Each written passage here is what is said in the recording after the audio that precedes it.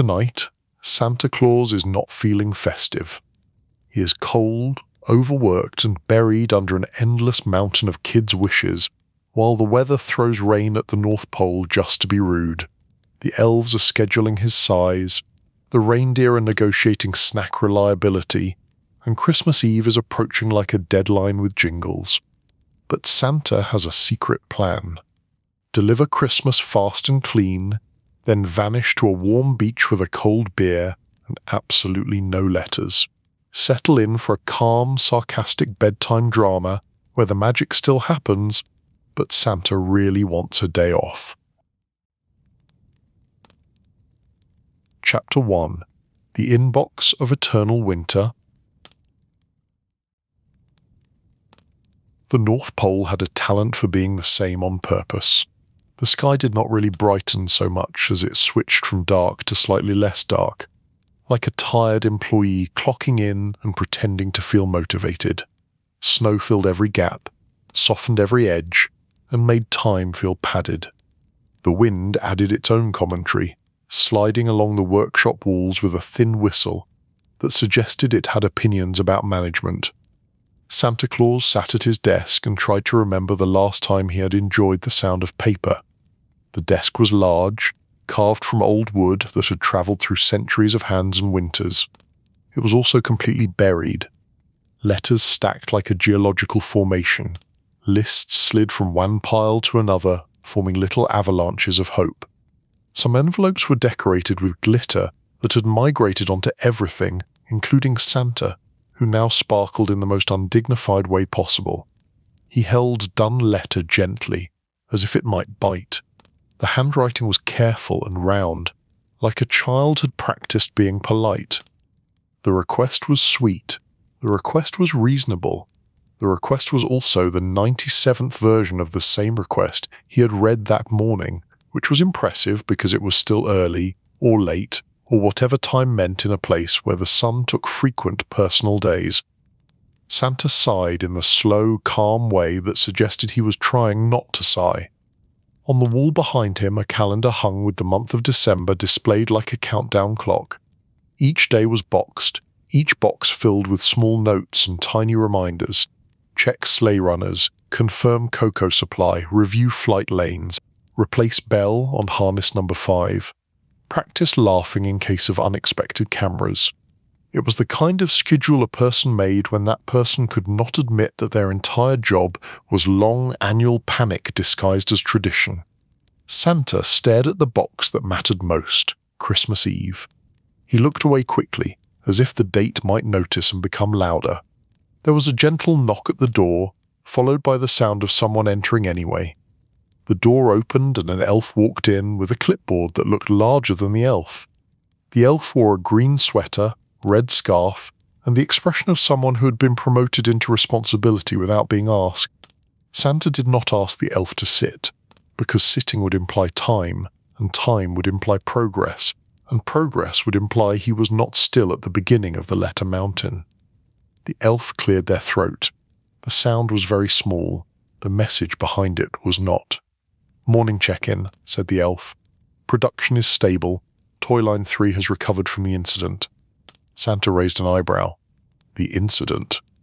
The elf nodded as if read his thoughts. "The teddy bears had a brief emotional phase. They are being gentle again. Also, the new sled prototype is not on fire anymore." Santa nodded with the careful calm of a man who had heard much worse. "Good. Not on fire is always a nice improvement." The elf tapped the clipboard. "Reindeer are requesting a meeting later. They said it is urgent." Santa kept his face neutral, which took practice. Reindeer meetings were never urgent in the way humans meant urgent. Reindeer urgent could mean a serious harness issue, or it could mean someone had looked at someone the wrong way near the carrot storage. "Tell them I will be they," Santa said. The elf hesitated. "Also, there is the matter of the wish-sorting backlog." Santa looked down at the letter in his hand, then at the desk, then at the room, then at the universe. "Yes," Santa said with calm sincerity. "I have noticed the backlog." The elf made a note that did not help. The elf glanced toward the window, where snow drifted sideways like it was trying to escape. Then the elf looked back at Santa with a kind of gentle concern that made Santa feel slightly guilty, which was unfair, because guilt was something he typically reserved for people who forgot the reindeer feed order.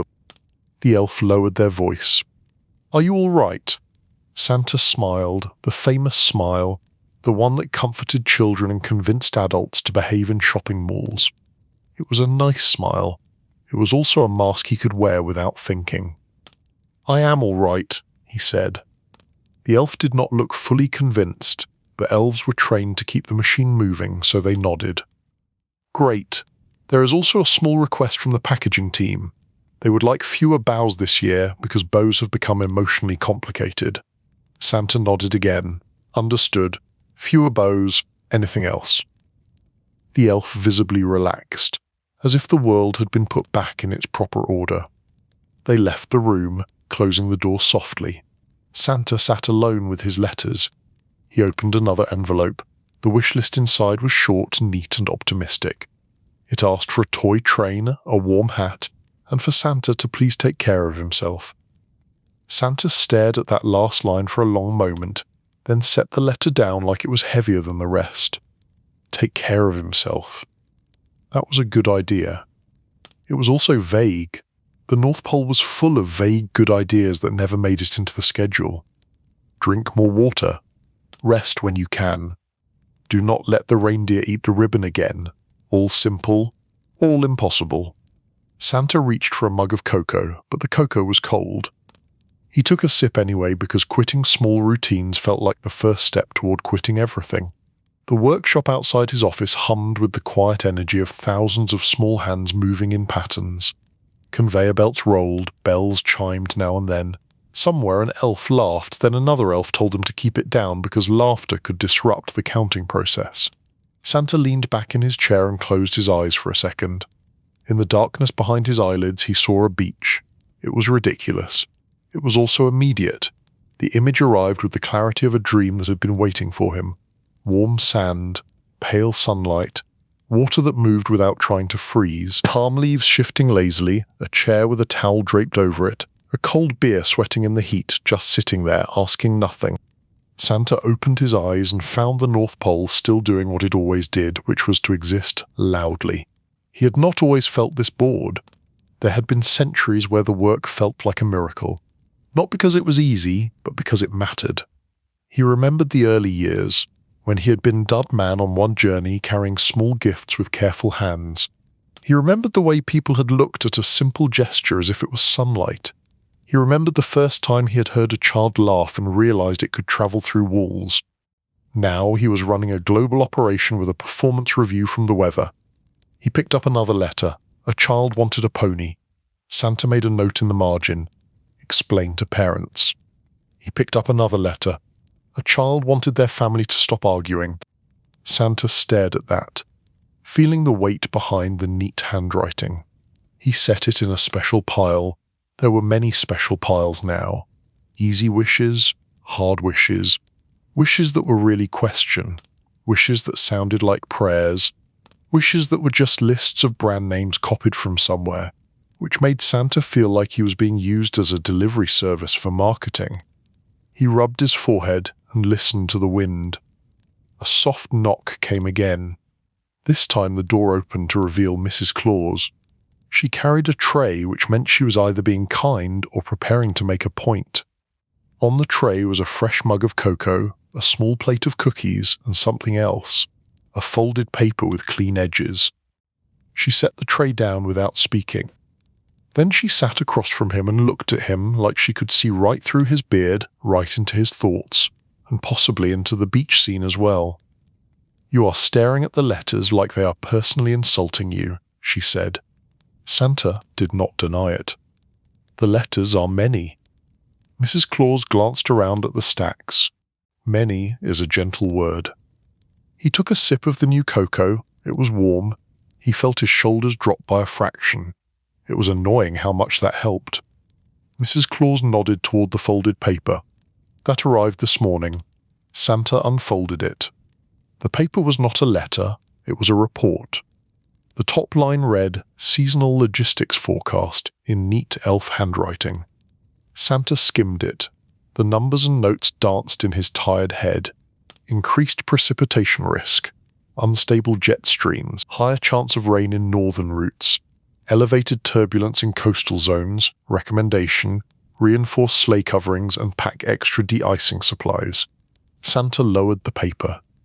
Rain, he said, as if tasting the word. Mrs. Claus sipped her own tea. Rain is fashionable now. Even the sky is trying new things. Santa looked back at the calendar. Christmas Eve waited in its box. Mrs. Claus watched him quietly. Then she said, "You are thinking about quitting." Santa blinked. "I am not thinking about quitting." Mrs. Claus raised an eyebrow. "You are thinking about something that feels like quitting." Santa opened his mouth, then closed it. It was difficult to argue with a person who had known him through centuries and still managed to be unimpressed by his dramatic moods. He sighed. "I am thinking about a beach." Mrs. Claus smiled, small and knowing. "Of course you are." He leaned forward, lowering his voice as if the walls could gossip. "I am bored." Mrs. Claus did not laugh. She did not scold. She just nodded slowly, as if boredom was a normal thing to confess. "That is allowed," she said. "But you still have work." Santa stared at the letters. "I know." Mrs. Claus reached across the desk and tapped the special pile, the one with the hard wishes. "This is why you keep doing it," she said. Santa looked at that pile and felt a familiar twist in his chest. It was not guilt exactly. It was responsibility, the heavy kind that did not go away with sleep. Mrs. Claus leaned back. "But," she added, "that does not mean you cannot rest. It means you have to be clever about it." Santa looked up. "Clever." Mrs. Claus stood, took the tray, and before leaving she placed a cookie directly in his hand. "Eat," she said. Then read 3 more letters. "Then stand up and stretch. You are not a statue." Santa held the cookie like it was a contract. Mrs. Claus paused at the door. "Also," she said, "you have been sighing louder than usual. The elves are starting to take it personally." Santa gave a weak smile. "I will sigh more quietly." She left. Santa ate the cookie. It tasted like butter and sugar and the stubborn love of someone who refused to let him fall apart. He read 3 letters. Then he read a 4th, because he could not help himself. Then he stood up and stretched, because he had promised, and because his back had begun to feel like a separate entity with its own complaints. He walked to the window and looked out across the snow.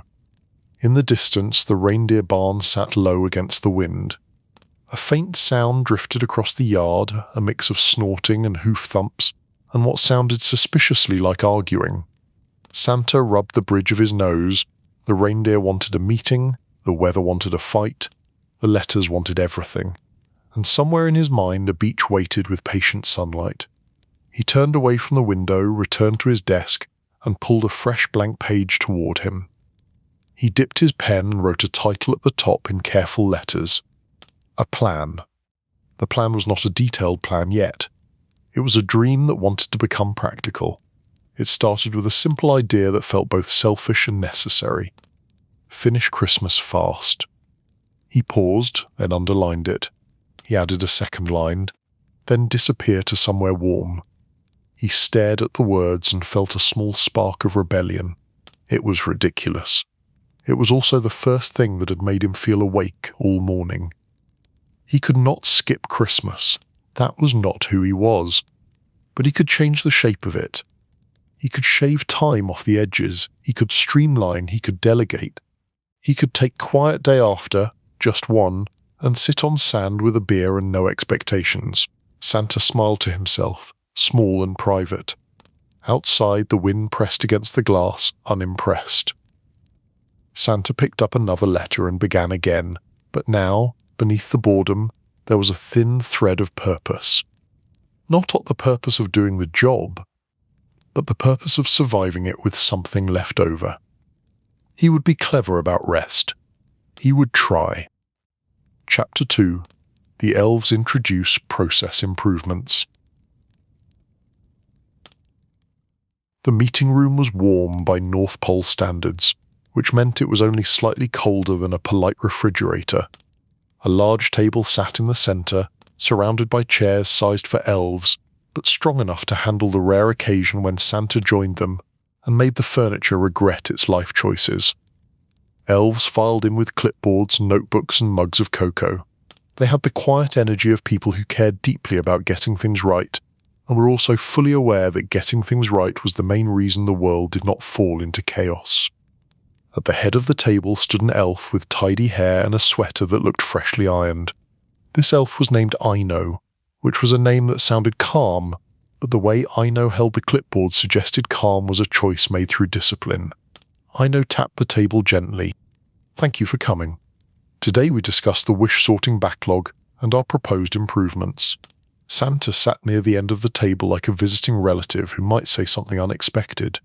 He nodded politely and tried to look engaged. He was engaged. He just wished engagement came with less paperwork. Eno continued.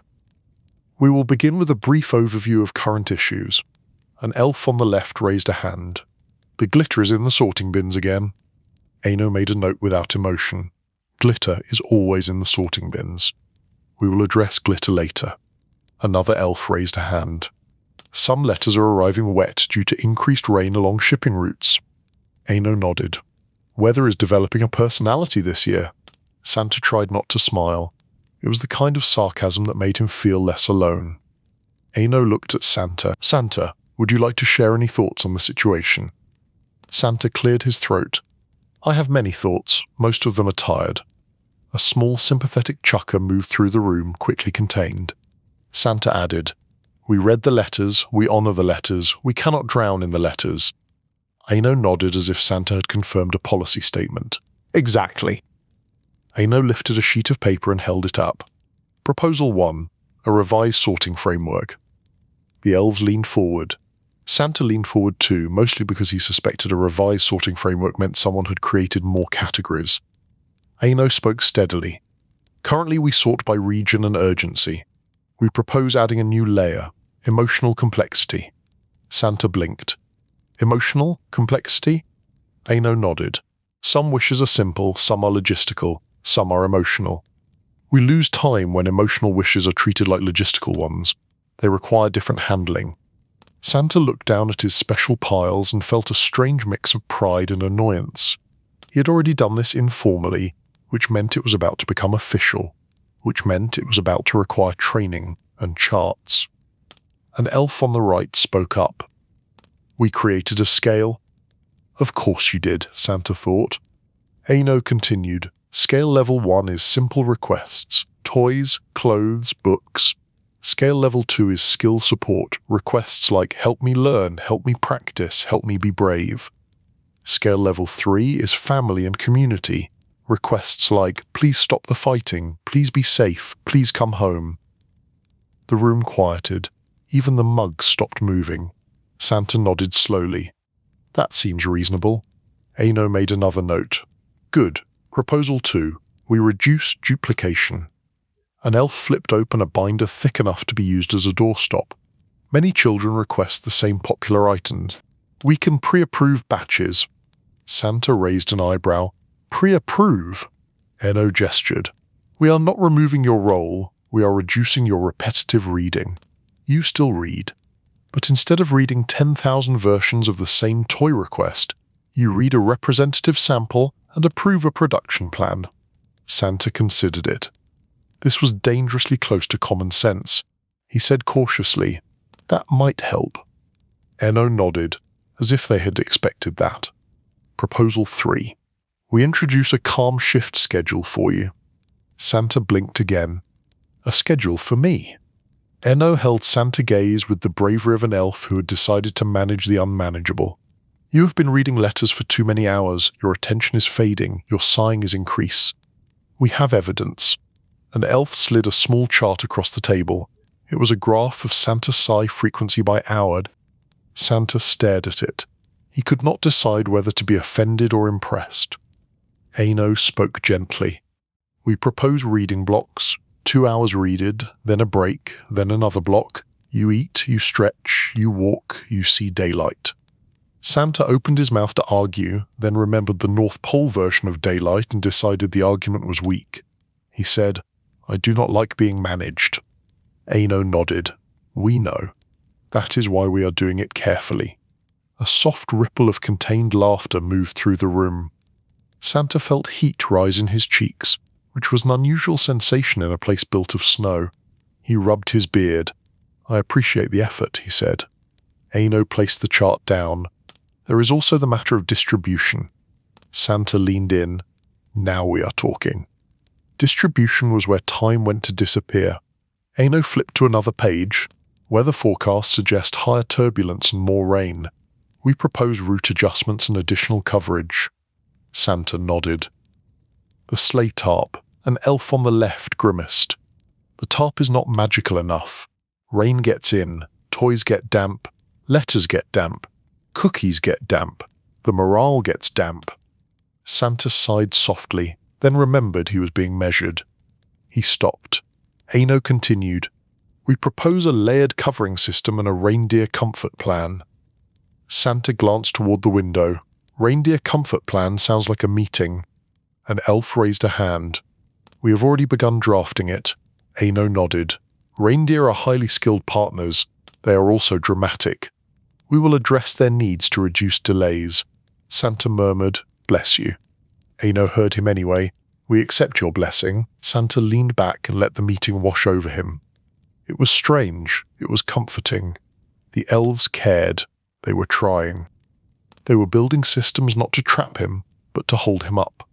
In the middle of Aino describing a new stamping process for letters that required special attention, Santa drifted again to the beach.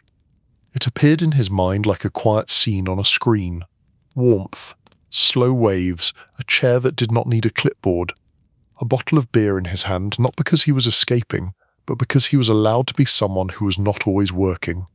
He pictured himself that, beard slightly damp from salt air instead of snow. He pictured the sound of wind that did not feel like a complaint.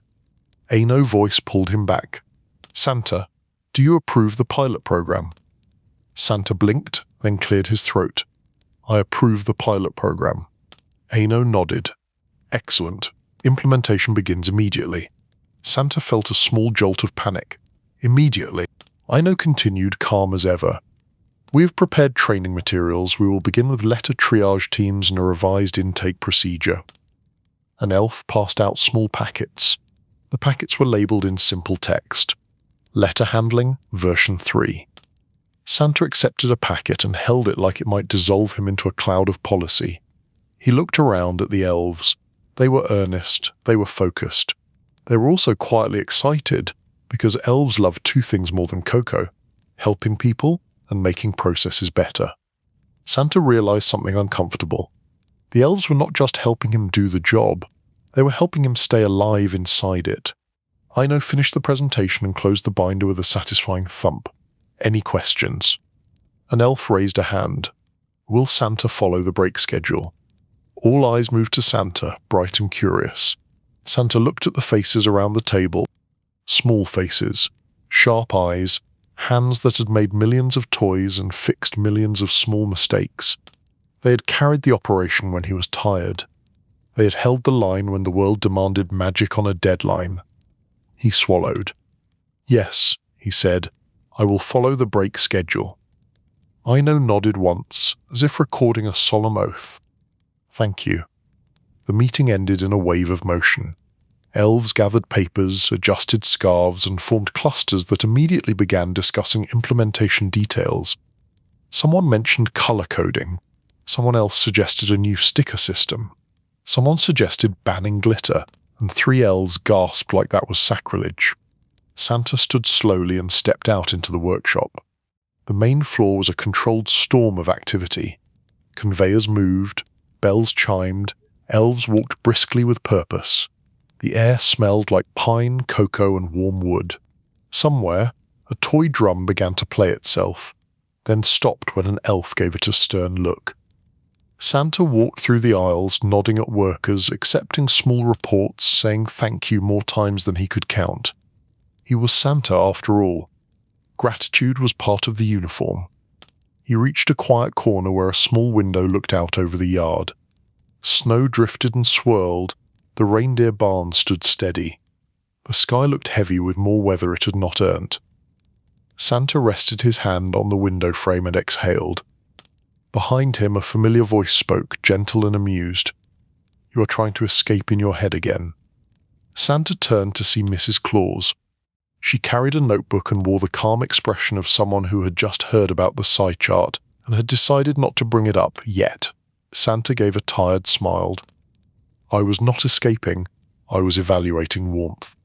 Mrs. Claus nodded. "Scientific research." Santa looked out again. "The elves have plans." Mrs. Claus stepped beside him. "The elves always have plans. The question is whether you will let them work." Santa stared at the snow. "I said yes to brakes." Mrs. Claus smiled. A historic moment. Santa glanced at her. "Do you think I can finish early?" Mrs. Claus considered it, thoughtful. "Early is a complicated word, but you can finish well, and you can finish without turning into a grumpy snow statue." Santa let that settle. The soft tension in his chest eased slightly. The job was still enormous. The calendar was still moving, but the weight felt shared now, distributed across many capable hands. He pictured the beach again, but this time he did not cling to it like an escape hatch. He held it like a reward, something earned, something placed at the far end of effort. Mrs. Claus nudged him lightly. "Break," she said. "Your schedule says you are due." Santa gave a soft laugh. "I have a schedule now." "Yes," she said, "and the elves will enforce it." Santa made a face. "That feels threatening." Mrs. Claus smiled. "It is love," she said. "It is just organized." Santa nodded slowly. Organized love. That sounded like the entire North Pole. He turned away from the window and started walking back toward his office.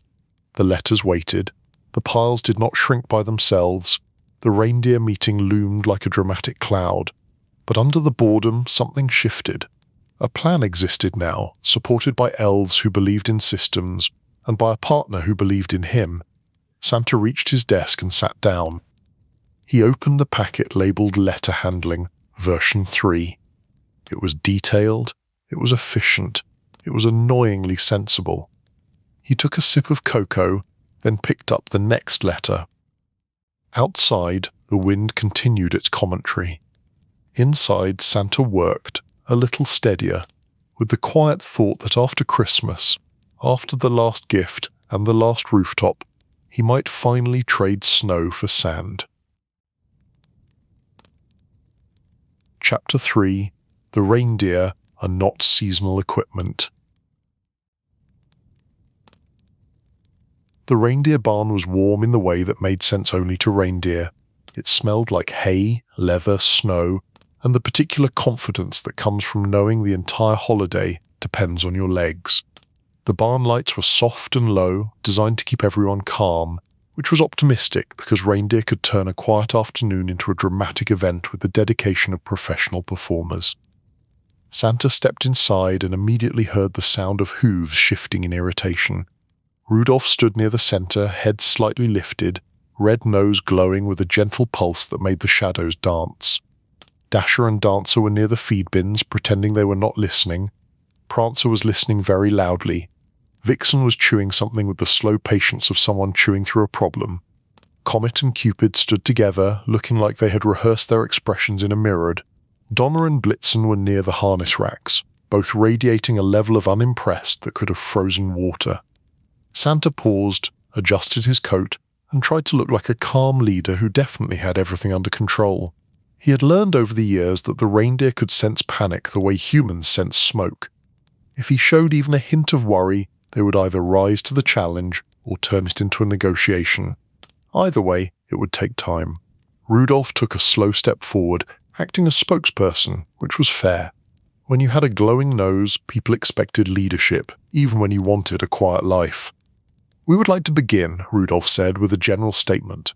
Santa nodded. "Please do." Rudolph lifted his chin.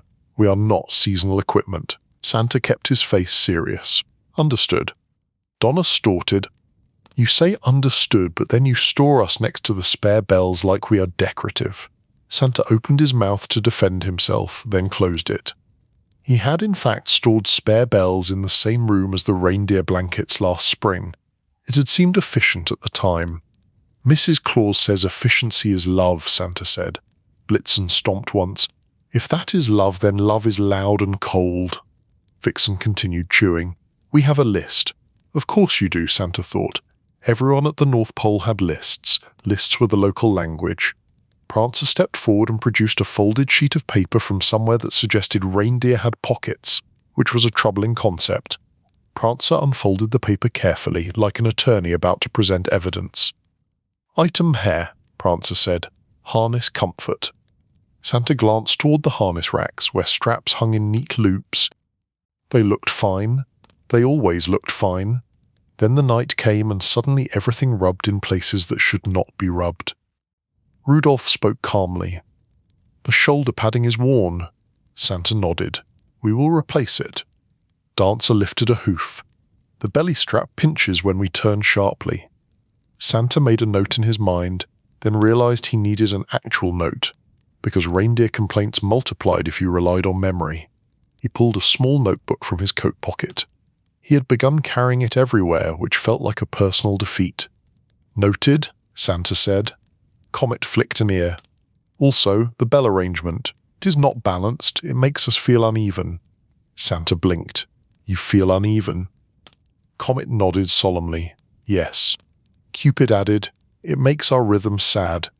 Santa wrote that down too, because you never knew which complaint was metaphor and which was a real physical issue. At the North Pole it was often both. Prancer cleared his throat, which was unnecessary because reindeer throats were already dramatic. Item 2. Snack scheduling. At the word snack scheduling, every reindeer perked up. Santa tried to keep his tone neutral. You have snacks. Dasher stepped forward. We have snacks, yes, but we do not have snack reliability. Santa nodded slowly. Snack reliability.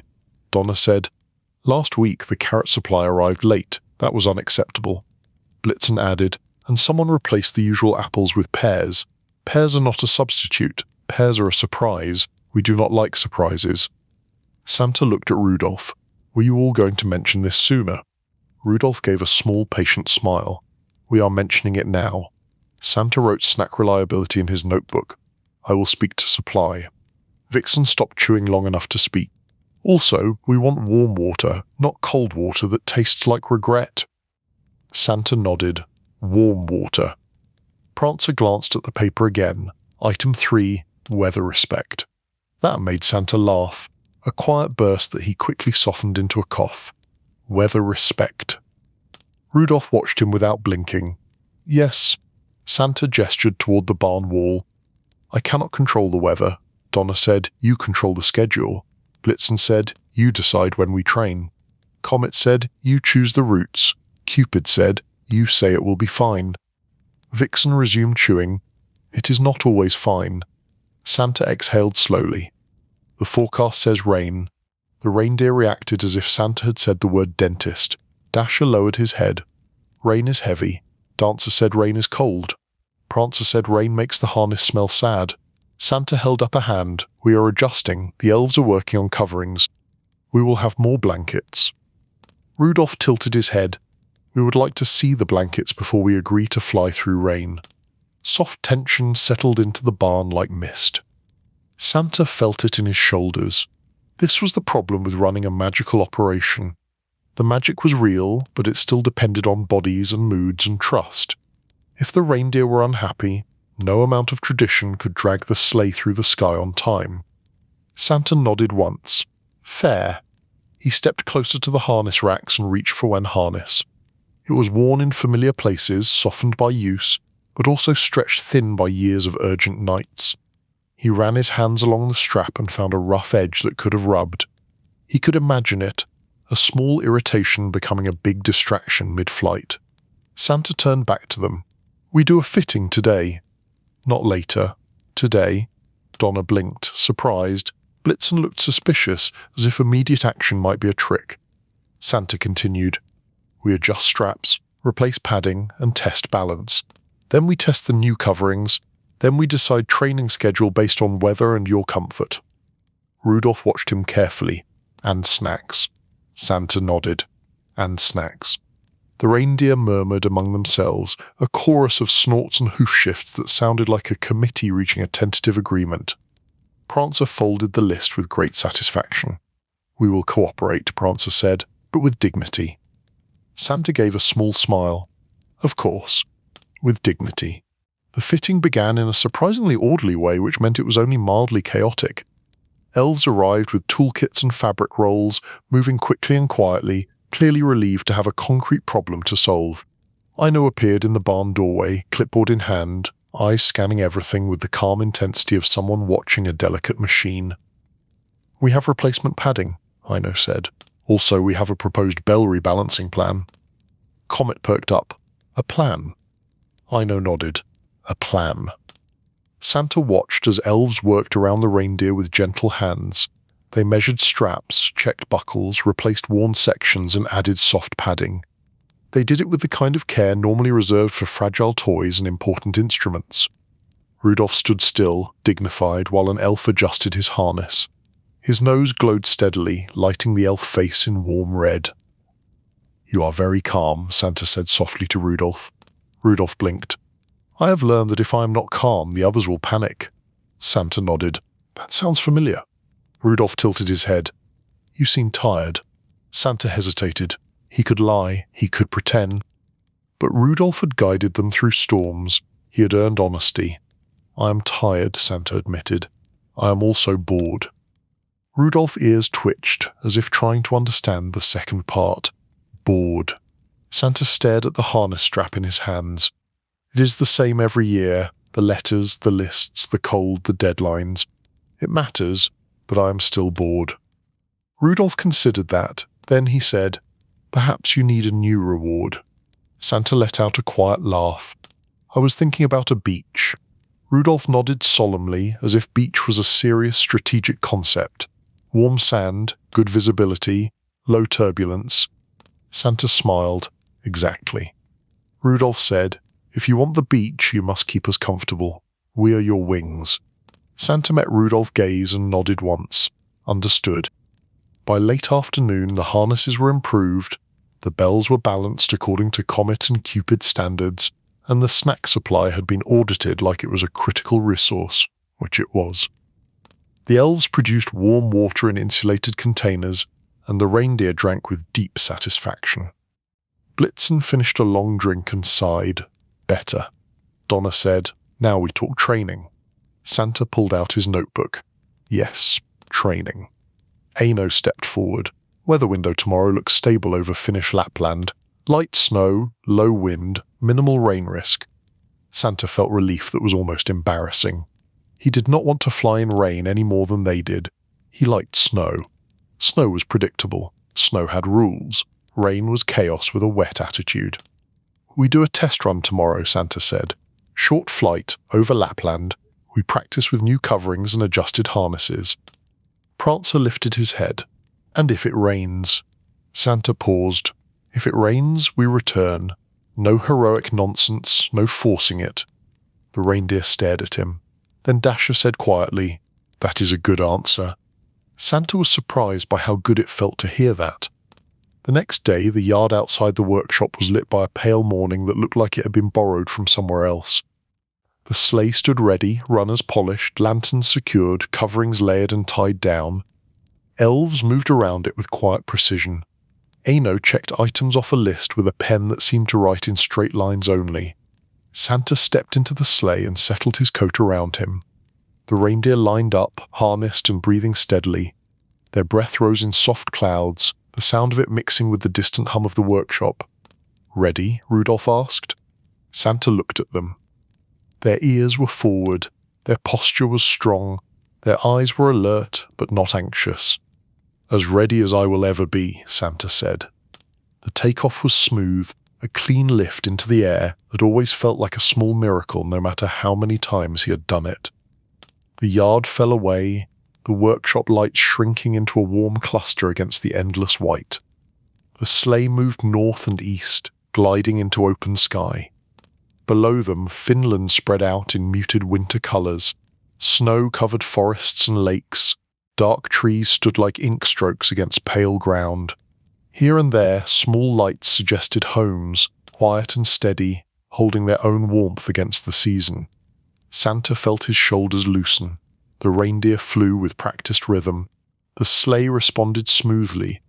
The new coverings did not flap or strain.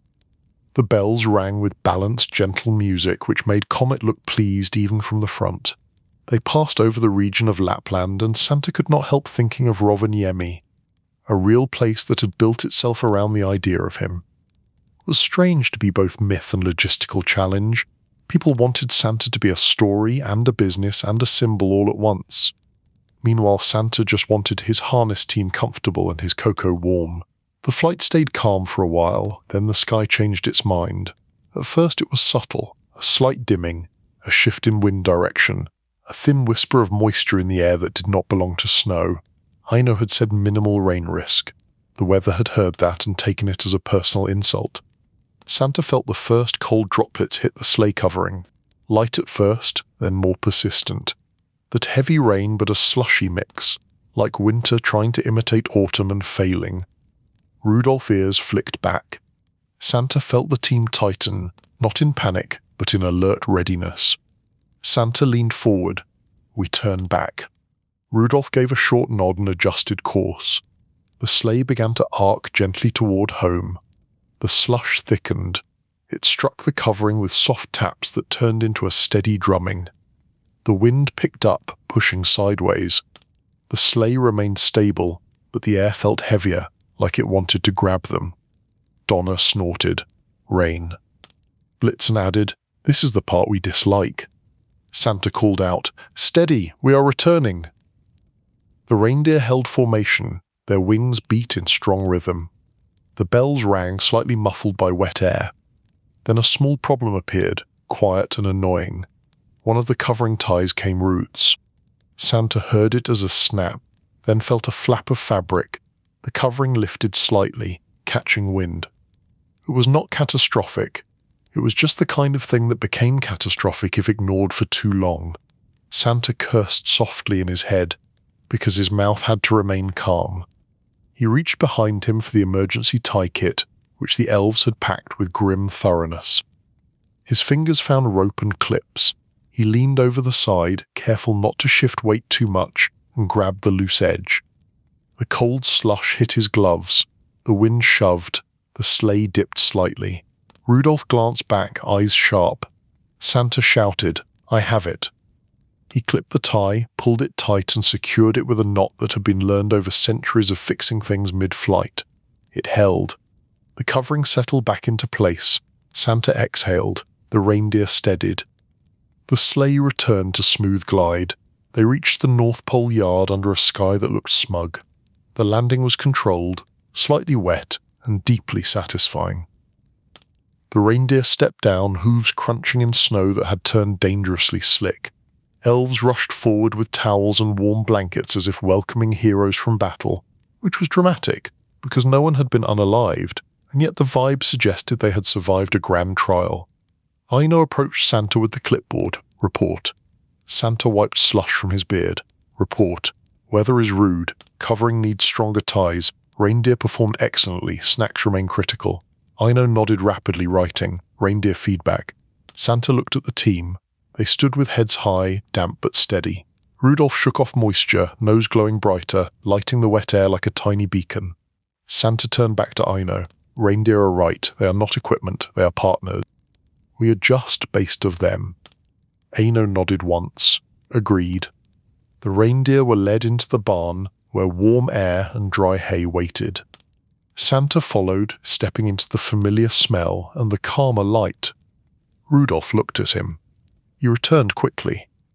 Santa nodded. I promised, no forcing it. Donna said grudgingly, that was reasonable. Blitzen added, I still dislike rain. Santa smiled. I dislike it too. Rudolph stepped closer, voice low. The beach will feel better if you keep your promises. Santa felt something soften in his chest. He nodded. Then I will keep them. Chapter 4. Weather is having opinions this year. The North Pole woke up wet. Not fully wet, because the North Pole still wanted to be the North Pole, but wet in that subtle, insulting way where snow became slush and slush became slick, and everyone walked like they were trying not to admit they were nervous. Santa stepped outside the workshop and listened.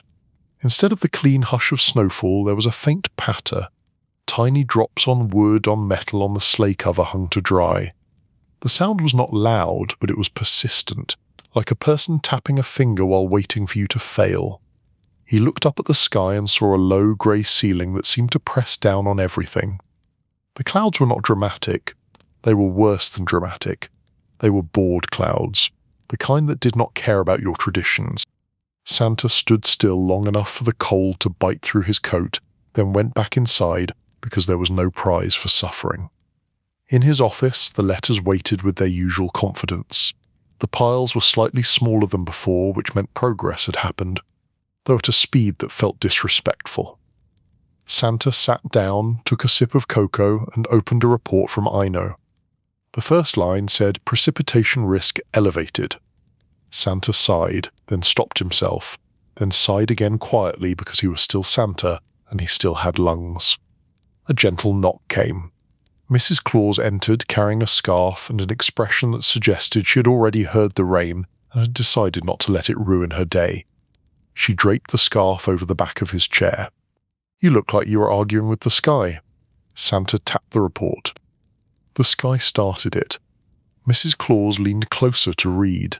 Elevated risk. Santa nodded. "We tested the coverings, we found weak points, we fixed them." The weather responded by changing its mood. Mrs. Claus sat across from him and folded her hands. "The weather has always had moods." Santa looked at her. "Not like this." Mrs. Claus considered that. Then she said, "The world changes. So does the sky. You cannot treat this like the old years." Santa stared at the calendar. Christmas Eve was closer now, the boxes shrinking like walls closing in. "I know." Mrs. Claus' voice softened. "How is the boredom?" Santa blinked. "How is the boredom?" Mrs. Claus nodded. "Yes." "Is it still there?" Santa looked at the letters. Some days it felt like a fog. Not sadness exactly, not anger, just a dullness, like his mind had to protect itself from the endless repetition. He answered honestly. "It is there, but the reindeer reminded me I can still choose how to do things." Mrs. Claus smiled. "Good." She stood and walked to the window in his office. The glass was slightly fogged by warmth inside. Outside, the yard gleamed wetly. Elves moved carefully, carrying boxes and tools, their boots slipping now and then. A worker paused to sprinkle grit on a slick patch like they were seasoning the ground. Mrs. Claus watched, then said, "They are adjusting well." Santa followed her gaze. "They are. They always do." Mrs. Claus turned back. "Then you adjust too." Santa did not respond immediately. He reached for another letter, but his fingers hesitated. He thought about his plan. Finish Christmas fast, then disappear somewhere warm. He had not told many people the plan in detail. It felt like a fragile secret, like admitting he wanted something for himself might cause the whole operation to wobble, but the weather was wobbling anyway. A knock came again, sharper this time. An elf entered, cheeks pink from cold. It was Ino. Ino spoke without preamble. "We have a problem." Santa gestured to the chair. "That is not new." Ino did not sit. "Rain is moving further north. It may reach the launch window." Santa leaned forward. "How much?" Ino flipped pages. "Models disagree. Some show light rain, some show heavy slush, some show mixed conditions. The wind at altitude is also unstable." Santa rubbed his forehead. "In other words, the weather is improvising." Ino nodded. "Yes." Mrs. Claus crossed her arms. "What is the proposed response?" Ino drew a breath. "The elves have developed a backup plan, a protective canopy with heated lining. It is not fully magical, but it is improved." Santa pictured the tarp and the ties and the slush. Heated lining sounds risky. Ino seemed to read his concern. It is low heat, regulated. It will reduce ice accumulation, keep the toys dry, and prevent cookie sog. Mrs. Claus lifted an eyebrow. Cookie Sog is serious. Ano nodded with solemn sincerity. Yes. Santa stood. Show me. They walked through the workshop to the staging area where the sleigh was being prepared. The air inside the building was warmer, filled with the smell of pine and glue and fresh paint. Elves moved with purpose, speaking in short, efficient phrases. In the staging area, the sleigh stood under a frame of fabric and straps. The new canopy hung above it like a tent, layered and quilted, with small seams that suggested careful engineering. It looked sturdy. It also looked like it might turn the sleigh into a moving blanket fort. An elf waved to Santa. We call it the Cozy Shield. Santa stared at it. Cozy Shield? The elf beamed. It is cozy. Santa looked at Ino. Is it shield? Ino nodded. In theory. Santa stepped closer and touched the fabric. It was soft on the inside, with a faint warmth like a heated scarf. It was not hot, just gently comforting. He could see how it might help. Then he noticed something else. The fabric was thick. Thick fabric caught wind. Wind was already unstable. Santa said slowly, "What does this do to flight handling?" Ino hesitated. "It increases drag." Santa waited. Ino continued. "We adjusted the runner polish and the balance. We also reduced weight by removing non-essential decorative items." Santa looked around at the sleigh. Decorative items included about 1,000 charming details that made children believe in magic. Mrs. Claus leaned in, voice calm but firm. Non-essential. An elf raised a hand. We removed the extra sparkle trim. Santa blinked. The sparkle trim. Another elf added also some of the jingle clusters. From somewhere near the harness rack, Comet let out a sound of outrage. Ano spoke quickly. "We will restore sound elements elsewhere. We have alternatives." Santa stared at the cozy shield. He could picture the sleigh moving through rain with toys protected. He could also picture the sleigh fighting the wind like a stubborn animal. He felt the soft tension rise again. Note fear exactly. Pressure. The kind of pressure that came from knowing the world expected perfection and did not care about the weather. Santa said, "We test it." Ano nodded. "We prepared a test corridor over the yard." Outside, the yard had been marked with tall poles and soft lanterns, creating a route for short flight tests. The air was damp. Snowflakes tried to fall but melted halfway down, giving up and turning into drizzle. The reindeer were brought out, harnessed and ready. Their expressions ranged from professional to deeply offended by moisture. Blitzen sniffed the air. "I hate this," Donna added. "The ground smells like wet disappointment." Rudolph looked at Santa. "Is this a test?" Santa nodded, short, controlled. "If it feels wrong, we stop."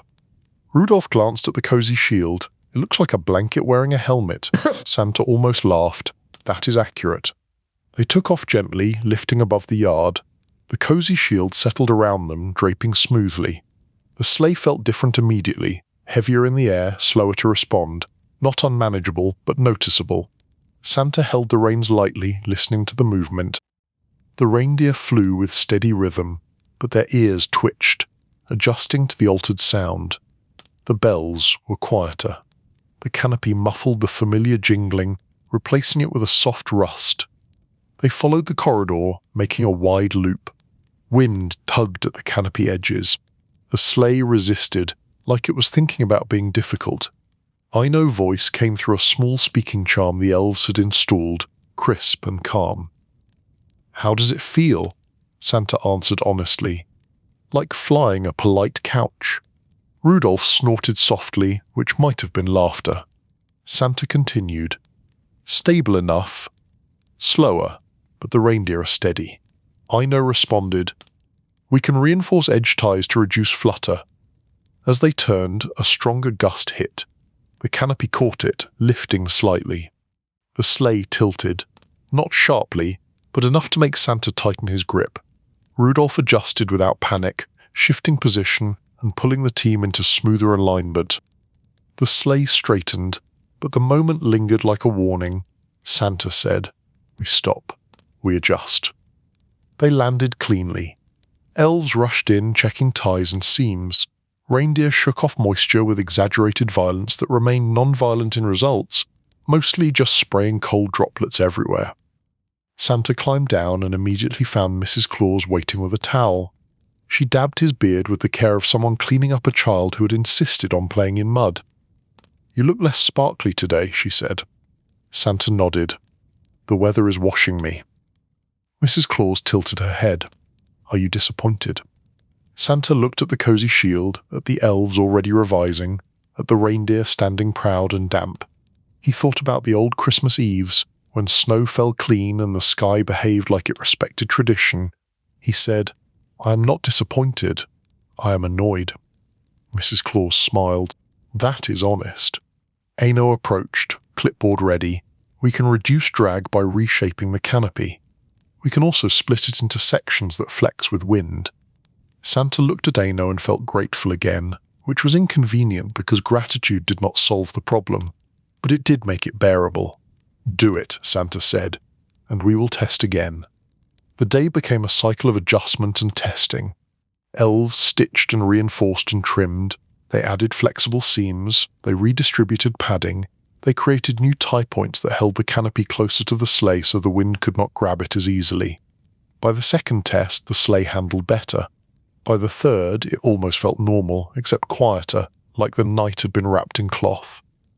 Rudolph turned his head slightly mid-flight and called back, "It is less bad." Santa replied, "I will take less bad." When they landed after the final test, Ino looked satisfied in the rare way that suggested a system had been improved successfully. Then the backup plan backfired. Not in the sky, but in the workshop.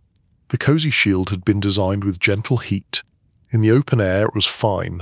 Inside the building, where elves were working and warmth was already present, the canopy created a pocket of warm, damp air that condensed along the ceiling. Tiny droplets formed, then fell. At first it was just annoying. Then it became comedic. A small rain began inside the workshop, directly over the packaging station. Elves looked up as droplets landed on ribbons. An elf blinked as a drop hit their forehead.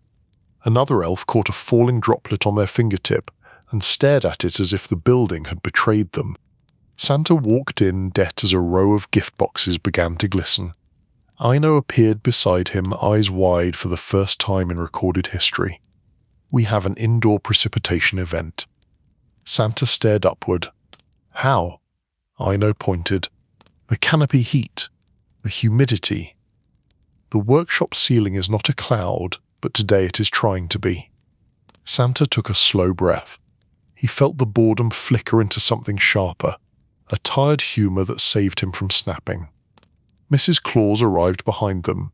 She looked up at the gentle indoor rain and said, "Well, at least the weather is committed." An elf hurried over, panicked but polite. "The boughs are getting damp. The boughs will not hold shape. The boughs are emotionally compromised." Santa closed his eyes for a brief moment, then he opened them and spoke calmly, because calm was his brand and also his survival strategy. "We moved the canopy drying area outside," Santa said. "We increase ventilation. We protect the packaging station.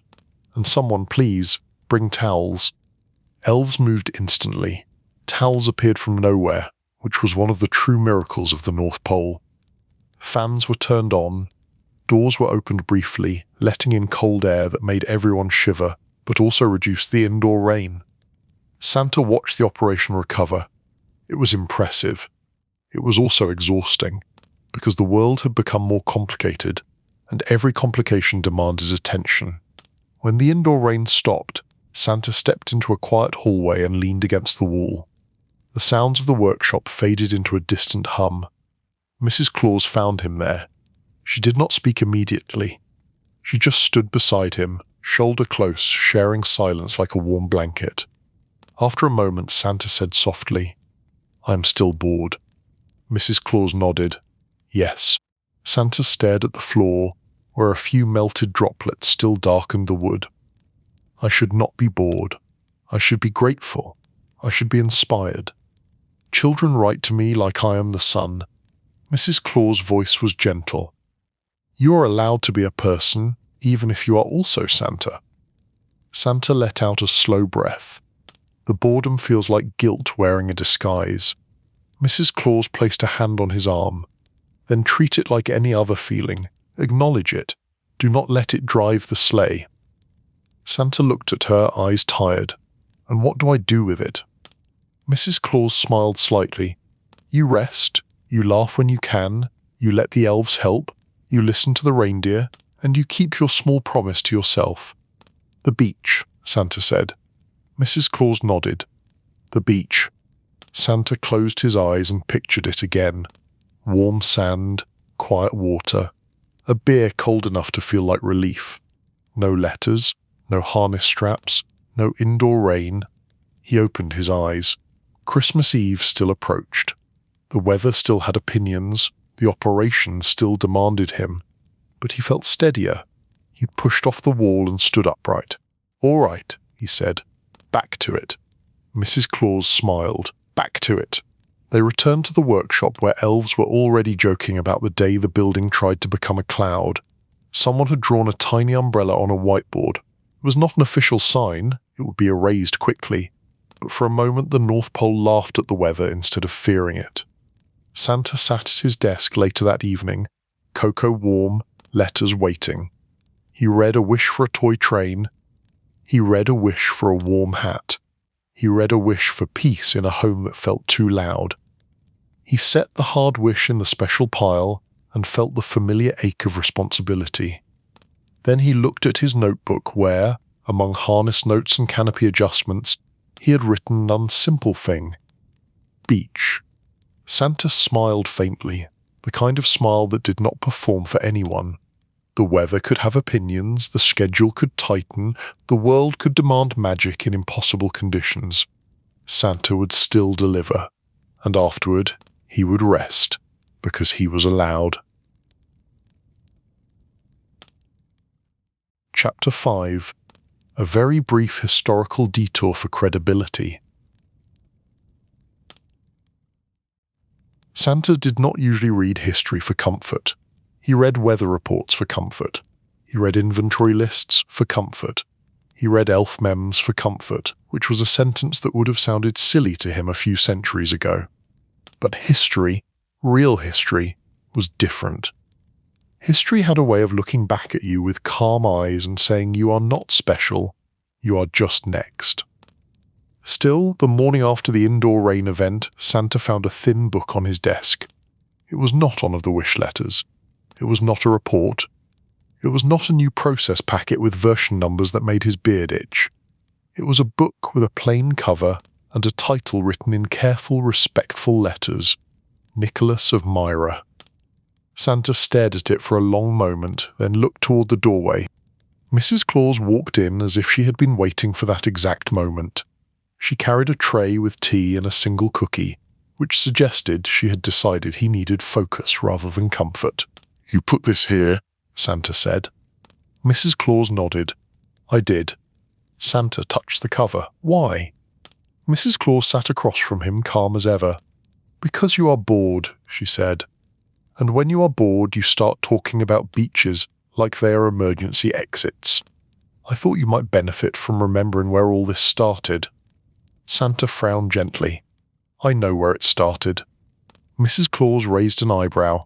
You know the myth. I mean the man. Santa opened the book with the careful caution of someone entering a room that might contain judgment. The pages were thin and smelled faintly of dust and ink. The writing was simple and cleared. It described a bishop in a coastal city, in a place that once belonged to the Roman world. It described generosity offered quietly, gifts given without drama, and kindness that did not require applause. Santa read for several minutes without speaking. The North Pole around him continued its steady hum. Elves moved outside his office, tools clicking, belts rolling, distant bells chiming in balanced formation. The wind pushed at the walls like it was still trying to join the meeting, but the book pulled Santa's attention away from the cold. Nicholas of Myra lived in what is now southern Turkey near the Mediterranean Sea. Myra was a real place, and the sea there was a real sea, not the frozen, silent ocean that sometimes looked at the North Pole from far away like it was evaluating it. Santa read about the stories that gathered around Nicholas, how people remembered him for giving. Some stories were likely shaped by time, polished by repetition, but the core was steady. Give, help, do it quietly, do not make it about yourself. Santa felt a strange tightness in his chest. That last part always landed hard. Mrs. Claus watched him read with the patience of someone who knew he would pretend he was fine, then slowly become honest anyway. After a while, Santa set the book down. He stared at the desk, at the letters, at the calendar, at his notebook where Beach still sat among canopy and snack notes like a rebellious dream. He said quietly, "He seems calm." Mrs. Claus nodded. He was. In the stories that matter, he was calm. Santa rubbed his beard. "I am calm." Mrs. Claus smiled slightly. "You are a storm wearing a calm hat." Santa did not argue because it was accurate, and accuracy was rude. He picked up the book again and turned a page. There was a passage about Myra, about a coastal city and the kind of warmth that came from sun rather than heat vents. Santa paused on the word Mediterranean and felt the beach in his mind shift from fantasy to something more pointed. Not warmth, a place that matched the origin. Santa read on.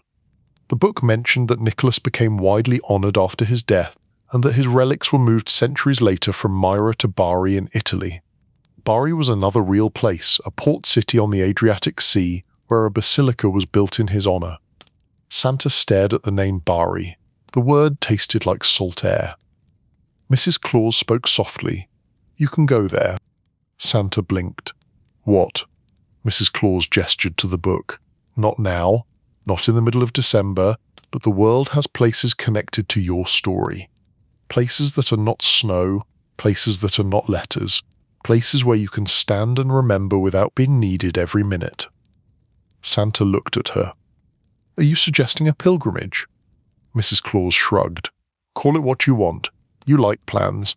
Make K that includes rest. Make it respectable if that helps you accept it." Santa stared at the book again. A pilgrimage sounded serious. A beach sounded selfish. But a pilgrimage to a coastal city that honoured the person behind his own legend sounded like a kind of rest that did not trigger his guilt.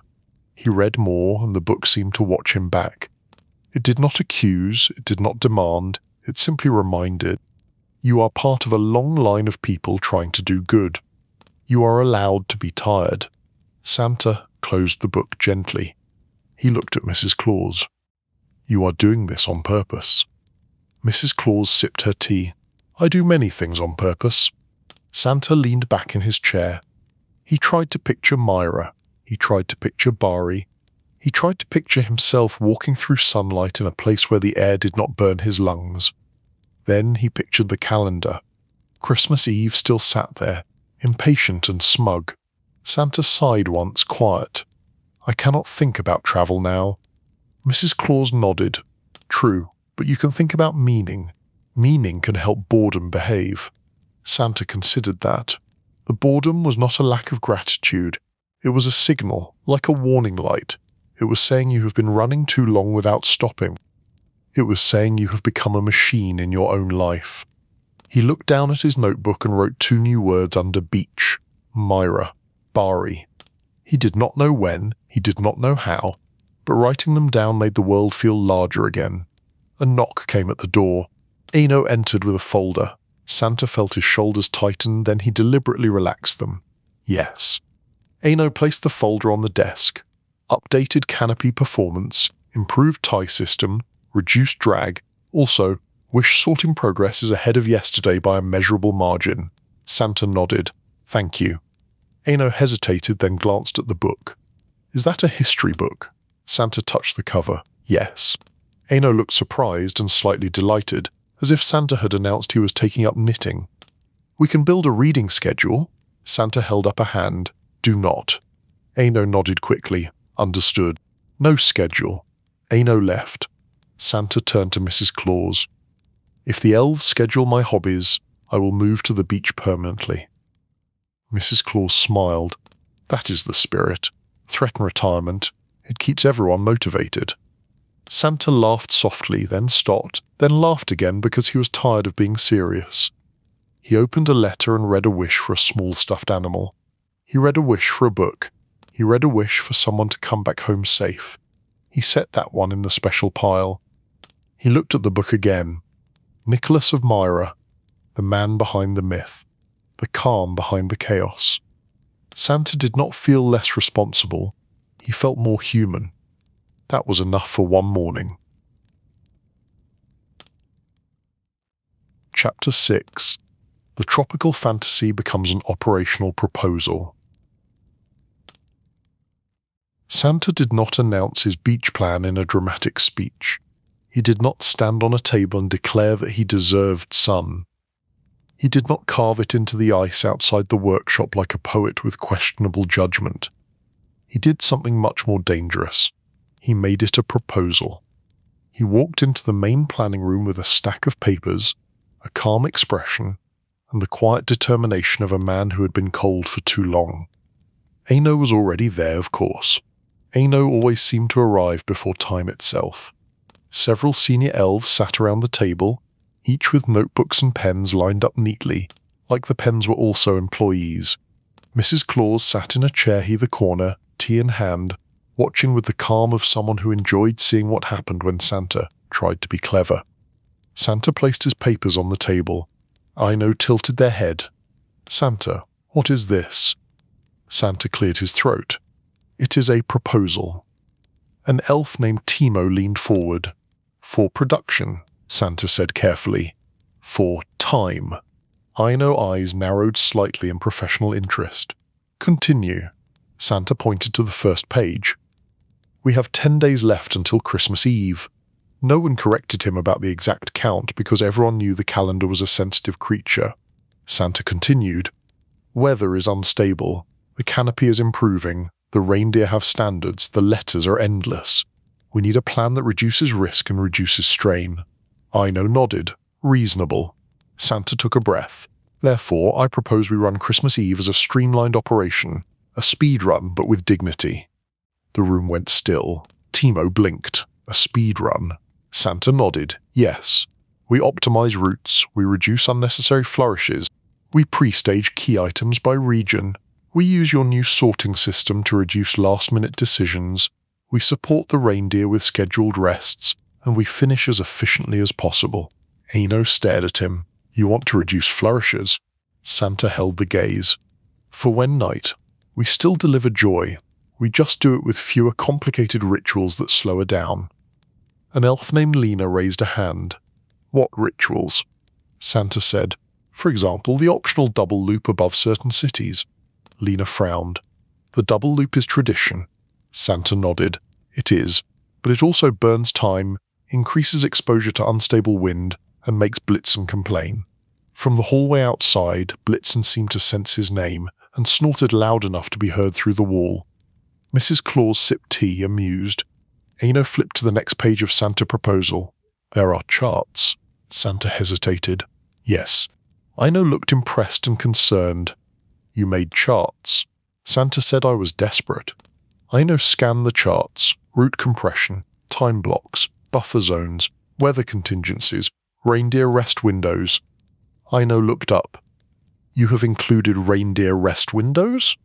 Santa nodded. I listened. Timo leaned closer. "This plan reduces total flight time by how much?" Santa avoided numbers because numbers had a way of making the room feel like a factory. He said, "By enough to matter." Aino nodded slowly. "The plan is not unreasonable." Santa felt hope rise, thin and cautious. Aino continued, "But why?" Santa opened his mouth, then closed it. This was the part where honesty could make him sound selfish. The room was full of elves who worked all year for this one season. Santa did not want to sound like he was abandoning them. Mrs. Claus set down her teacup softly. "He wants rest," she said, voice calm. "He wants Wednesday where his beard is not full of snow." The room stayed quiet. Then Lena nodded, slowly. "That seems fair," Timo added. "We also want rest." Aino looked back at Santa. "You want a beach." Santa stared at Aino. "I did not say beach." Mrs. Claus smiled.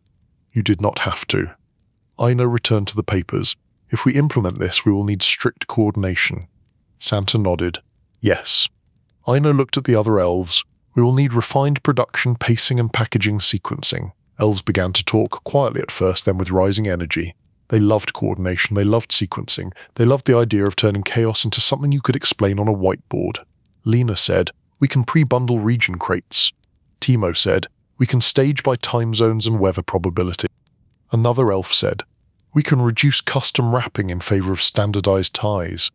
A different elf whispered, "We must be careful with bows. Bows are emotionally complicated."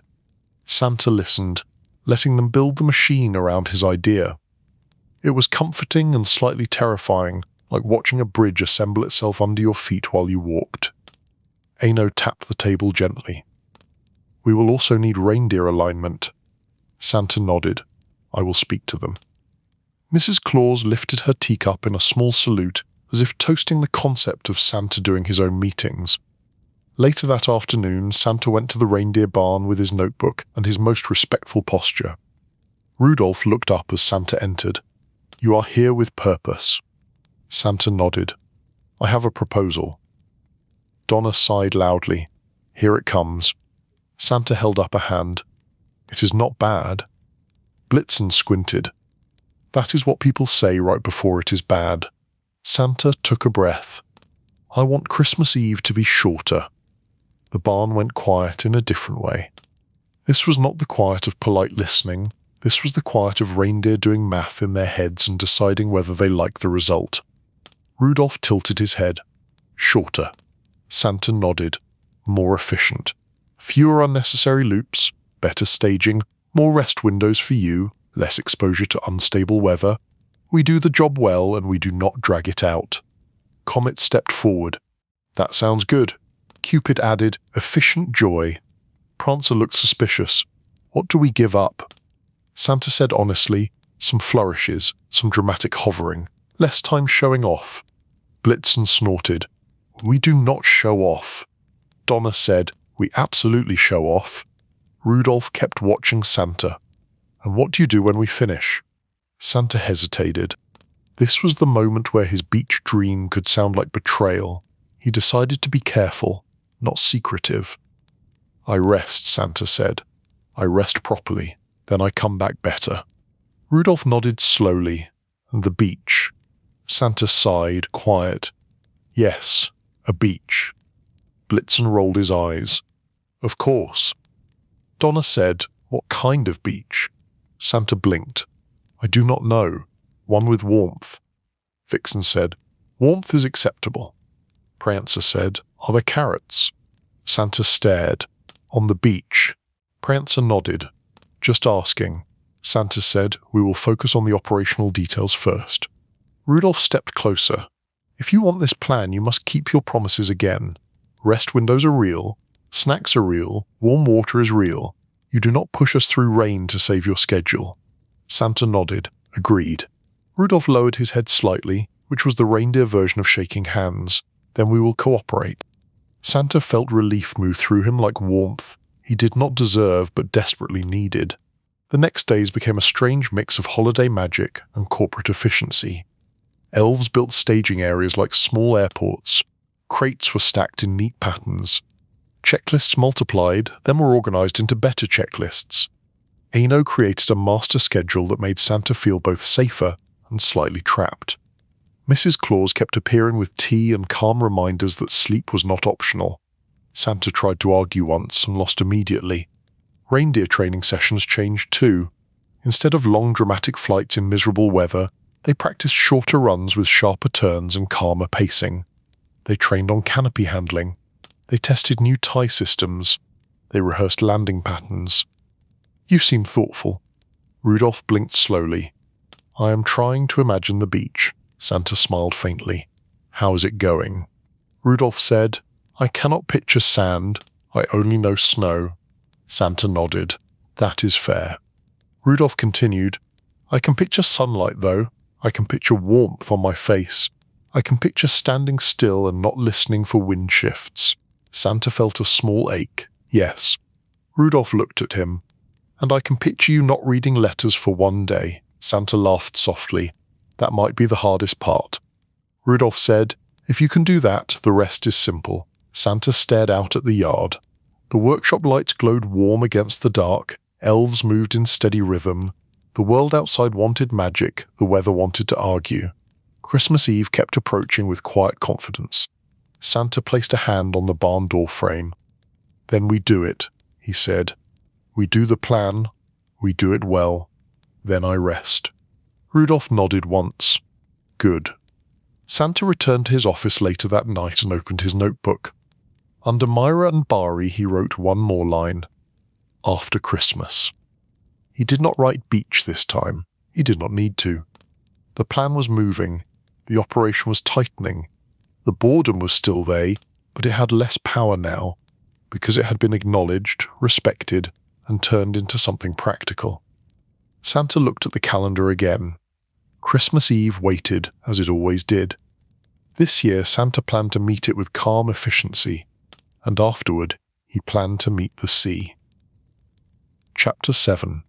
The Great Rehearsal and the Small Meltdown. The first thing Santa noticed was the silence.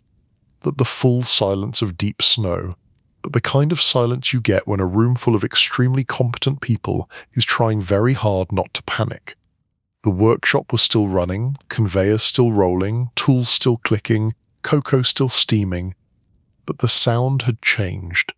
It had become careful. It had become measured. It had become the sound of an entire operation holding its breath.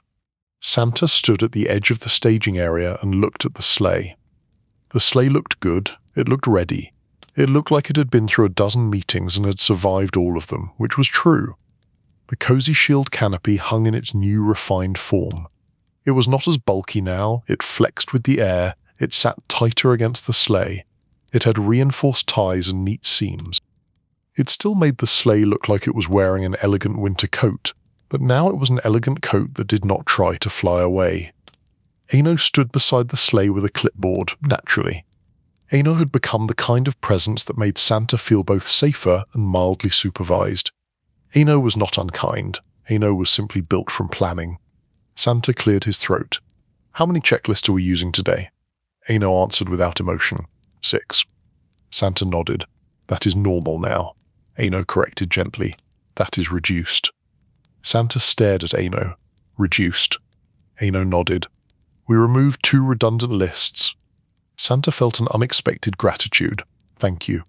Aino tilted the clipboard. "We are beginning the full rehearsal." Santa glanced upward. "Full rehearsal."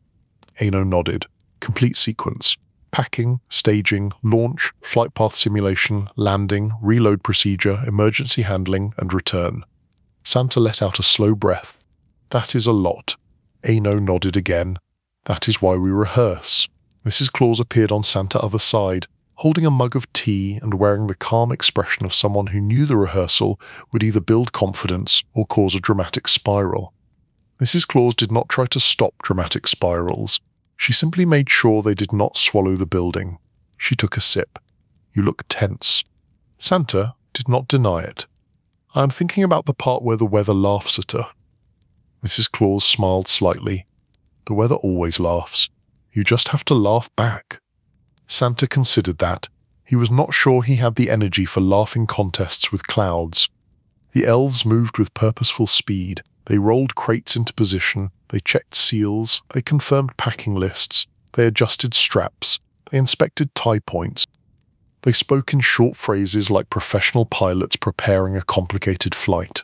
Santa walked along the line of crates and watched the new staging system in action. It was impressive. Crates were grouped by region. They were labeled with symbols rather than words, because elves had decided that words were slow and also because Santa had asked for fewer things that could be misread in low light. One crate had a small carved star on it, another had a carved wave, another had a tiny carved mountain. Santa recognized the system now. It was elegant. It was also slightly mocking, because it reminded him that the elves could build an entire language of logistics while he still struggled with his own boredom. Aino approached with a sheet of paper. "This is the compressed route plan." Santa took it and scanned. It was clean, structured, and terrifying. It turned the world into a series of calm steps. It turned joy into timing. It turned Christmas into a schedule. Santa looked up. I hate that I like this. Ino allowed a faint smile. We know. Rudolph and the team arrived, hooves soft on packed snow, harnesses fitted and comfortable. The reindeer looked different lately. Not happier exactly, because reindeer were too proud to show simple happiness, but steadier, less irritated, more ready. Blitzen looked at the sleigh canopy and snorted. It looks better. Donna nodded once. It looks less like a blanket fortress. Comet stepped forward and listened to the bells. The bells rang evenly, with a balanced shimmer. Comet closed his eyes for a moment as if absorbing music. Then he nodded, satisfied. Cupid stared at the crates. Are those snacks? An elf answered quickly. Some crates are for snacks. There is a separate snack crate. Cupid looked relieved. Good. Santa stepped to the front of the sleigh, near Rudolph. We do the sequence. If anything feels wrong, we stop and fix it. No heroics. Rudolph nodded. No heroics. Good. Dasher added, unless the heroics are snacks. Vixen chewed something quietly and said, snacks are not heroics, snacks are stability. Santa almost laughed. He held it back. He was trying to be a professional leader. It was difficult when the people around you were serious about carrots. Ino raised a hand. Rehearsal begins. A bell chimed, not the sleigh bells, a separate small bell used for operational announcements. Elves moved into positions. Santa climbed into the sleigh and settled in. He held the reins and felt their familiar weight. He took a breath. The rehearsal launch was scheduled, which was strange because real launches were usually a feeling rather than a times. But today, everything was a time. In a voice calm and clear called out the steps. Confirm canopy ties. Elves responded in chorus. Confirmed. Confirm runner polish. Confirmed. Confirm crate seals. Confirmed. Confirm snack crate. A separate elf held up a crate like it was sacred. Confirmed. Rudolph shifted his stance. Santa felt the reindeer team settle into readiness. Ano called, launch. The reindeer lifted and the sleigh rose. Even rehearsals felt like miracles. Even when you knew it would happen, even when you had done it countless times, the moment the ground dropped away, the air caught the sleigh and the world became a quiet map below, Santa felt his chest loosen. They flew above the yard and followed the simulation corridor, then out beyond it into open air. The sky was a pale grey, not hostile yet, but full of potential mood swings. The wind was mild. The canopy sat tight and steady. Ino voice came through the speaking charm. Segment tie, stable, Santa answered. Stable. Rudolph kept the team aligned. The reindeer flew with smooth rhythm. Harnesses held, bells rang. The canopy did not flap, the sleigh responded well to turns. Santa glanced down at the world below, a quilt of snow and dark forest. This was where he felt most himself, up here. Not at the desk, not under the weight of letters. Here, where the air was clear and the work was direct. The speaking charm crackled. Segment 2, crate access simulation. Santa reached back, unlatched a crate and performed the motion sequence the elves had trained him on. It was efficient. It was almost too efficient.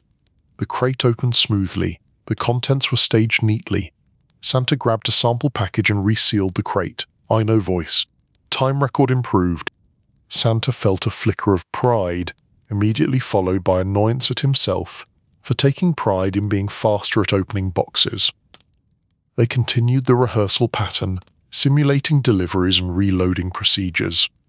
Then, halfway through segment 3, the small meltdown arrived. It began with a sound, a soft pop. Santa felt it more than heard it, a subtle release of tension in the sleigh frame, like a strap snapping somewhere behind him. The canopy shifted slightly. Not much, just enough for the wind to notice. Rudolph's ears flicked back. Santa held the reins steady. He did not want to overreact. Overreaction was how you turned small issues into big ones. Ano's voice came through, sharper now. We have canopy flutter. Confirm tie status. Santa reached back and checked. One tie had loosened, a clip that should have held but had slipped under vibration. Santa called. Tie 3 is loose. Aino responded instantly. Abort segment, return pattern. Rudolph adjusted course. The sleigh turned gently toward home. It should have been fine. It was fine. But something about the loosened tie, the shifting canopy, and the memory of slush testing made Santa mind do what tired minds do. It started imagining everything that could go wrong. He pictured the canopy lifting mid-Christmas Eve over a dense neighborhood. He pictured crates getting damp. He pictured letters and cookies and all the small traditions getting soaked. He pictured the reindeer tired and irritated and fighting wind while he tried to keep calm.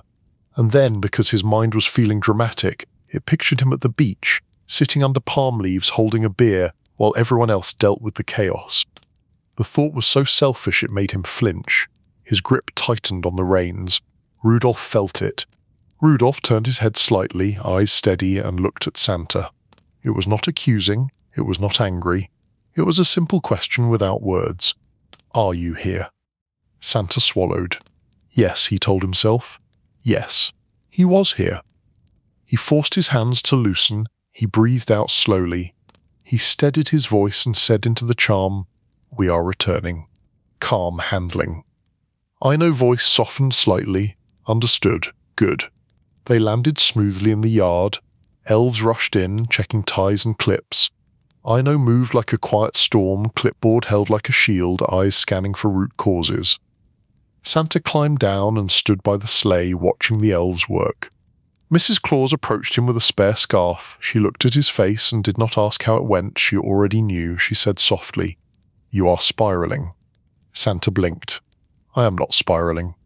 Mrs. Claus nodded. "That is what spiraling people say."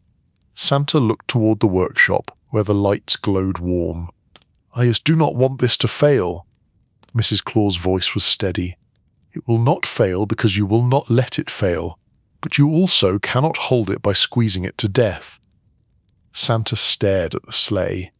The elves tightened the tie, replaced the clip, and added a backup loop. It was small, quick, and efficient. Santa said, "I keep thinking about the beach." Mrs. Claus nodded. "Good. Think about it, but do not use it as a way to leave early in your head." Santa rubbed his beard. "I hate how wise you are." Mrs. Claus smiled slightly. "You married it." Aino approached with the clipboard. Failure point identified. Clip material was slightly brittle in cold vibration. "We will replace all clips with improved alloy.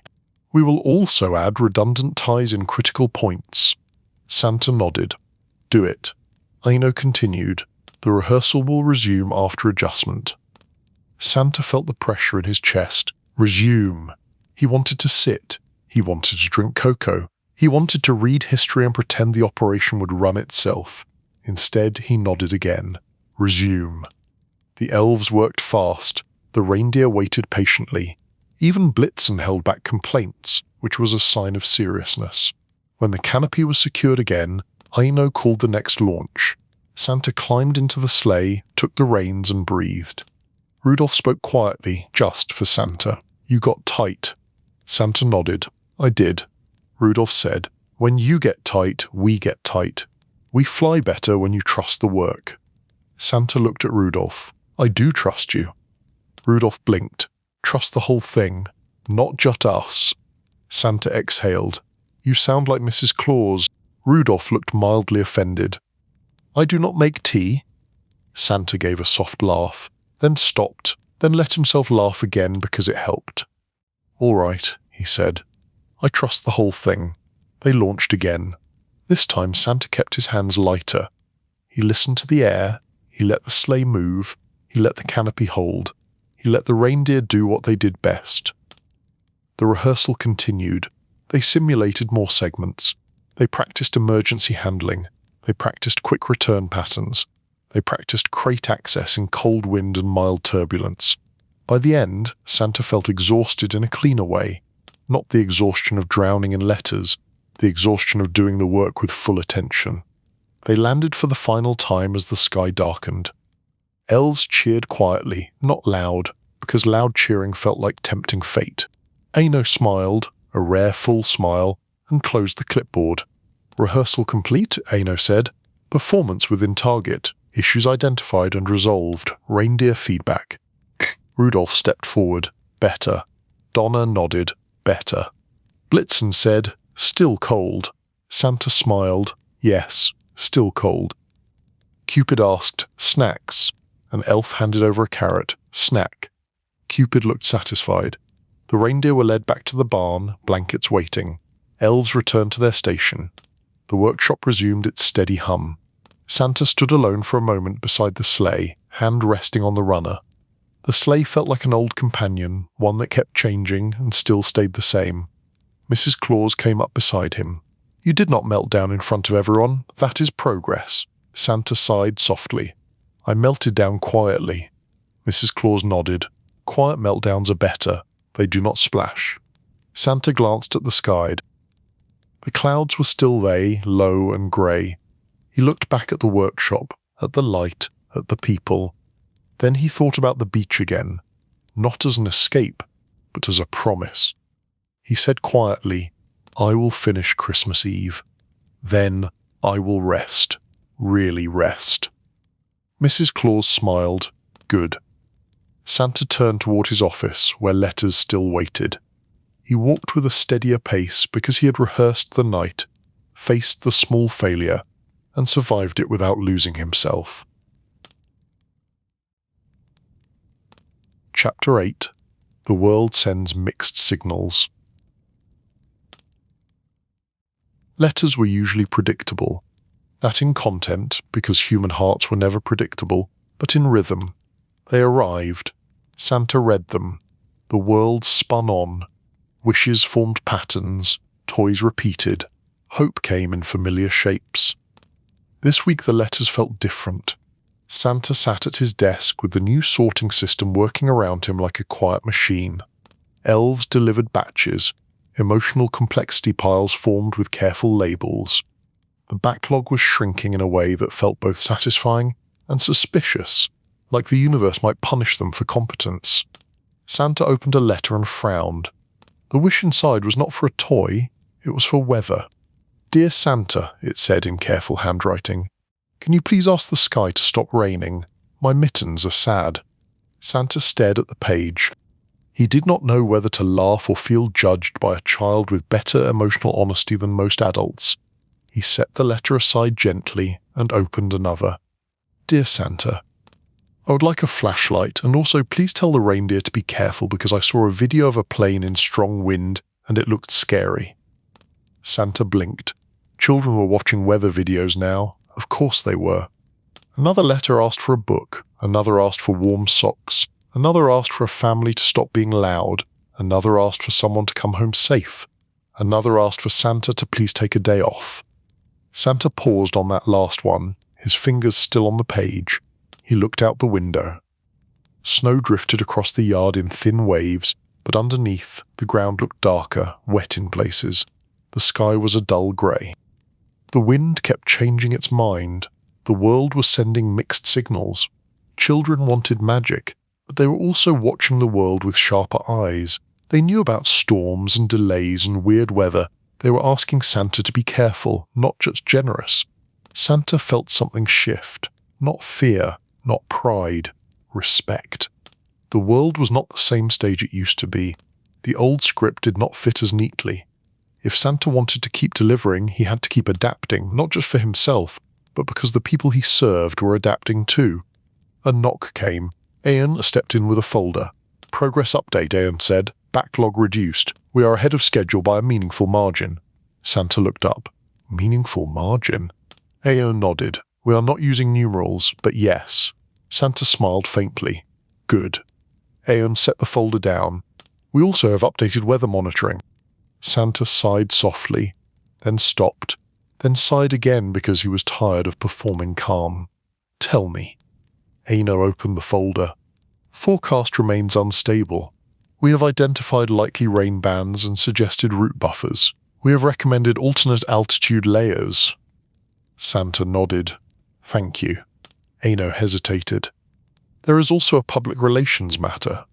Santa blinked. Public relations. Aino nodded. Rovaniemi has increased visitor traffic. There are more cameras and more drones. Santa rubbed his forehead. Drones. Ano continued. We are not worried about secrecy as much as safety. Drones can interfere. Santa leaned back. The world used to leave the sky alone on Christmas. Ano nodded. The world is curious now. Santa thought of the letter about the plane in strong wind. Children watched videos. Adults flew drones. Everyone wanted a piece of the magic, even if they did not realize they were reaching into the air where the reindeer had to work. Santa said, we adjust. We avoid high-traffic air near certain locations. We use alternate lanes. Ino nodded. Already planned. Santa paused. And tell the reindeer. Ino nodded. I will. When Ino left, Santa read another letter. This one was from a child in Norway.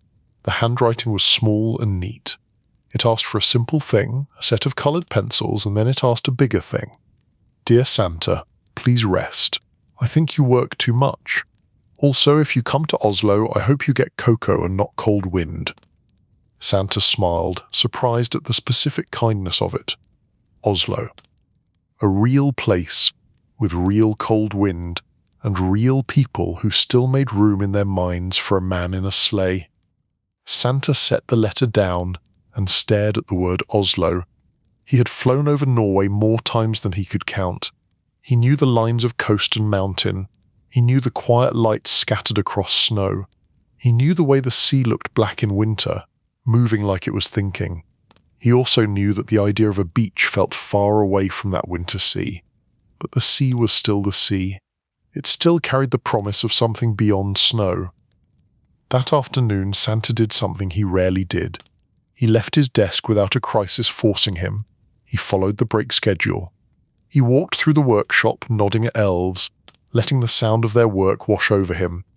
He stepped outside into the cold air, pulled his coat tighter, and walked slowly across the yard to a small ridge that gave a view of the horizon. From there, the North Pole looked almost peaceful. The workshop lights glowed warm, the reindeer barn sat steady, snow moved like slow smoke. The sky hung low and grey, but there was a break in it near the horizon, a thin lighter band like someone had drawn a line of hope with a dull pencil. Santa stood there and let his mind drift. Not to the beach yet, to the route. He pictured the globe, the time zones, the compressed plan. He pictured the reindeer flying hard but with rests. He pictured the canopy holding against rain. He pictured crate access smooth and fast. He pictured the night running like a well-tuned machine. He also pictured the places, real places, that always anchored him. He pictured Lapland, the forests and lakes.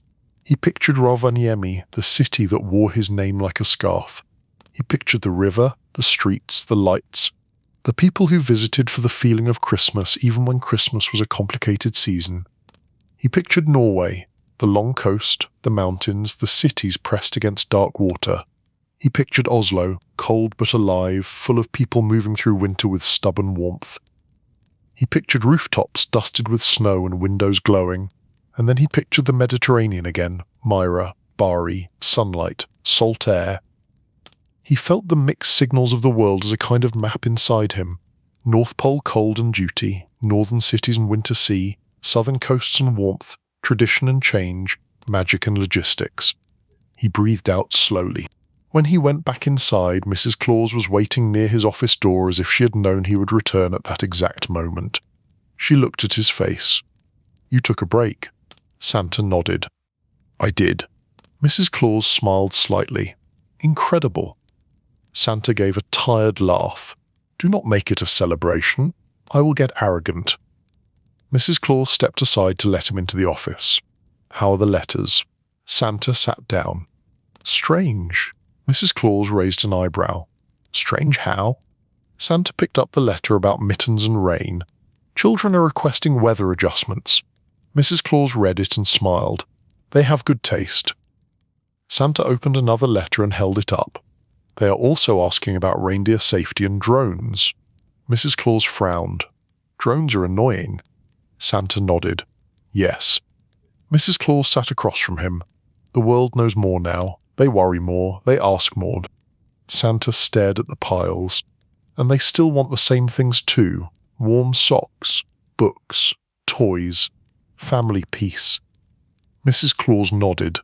People change and people stay the same. Santa looked at his notebook where Beach and Myra and Bari sat like quiet anchors. He said softly, "I used to feel like a story people visited. Now I feel like a job people monitor." Mrs. Claus considered that. Then she said, "You are still a story, but the world is older now. Stories have to be sturdier." Santa sat with that for a moment, then he did something that surprised him. He reached for the special pile, the emotional complexity letters, and he began writing replies. Not to all of them, because that was impossible, and he was not trying to invent more work, but to a few, the ones that asked for rest, for safety, for calm. He wrote in simple words. He wrote kindly. He wrote promises he could keep. "Dear friend," he wrote, "I will be careful. I will keep the reindeer safe. I will try to rest after Christmas. Thank you for thinking of me. Keep your mittens warm. If the sky is rude, wear 2 layers. He paused on that last sentence, then smiled. It was not perfect. It was honest. Later, the reindeer meeting happened again, but this time it was shorter because the reindeer were already invested in the plan. Rudolph listened as Santa explained the drone concern and the adjusted routes. Rudolph nodded. "We will avoid busy air." Blitzen snorted. "Good. I do not want to collide with a flying camera." Donna added, "Also snacks." Santa nodded. "Snacks remain." The reindeer seemed satisfied. They were professionals. They wanted clear expectations and reliable carrots. They were not asking for miracles.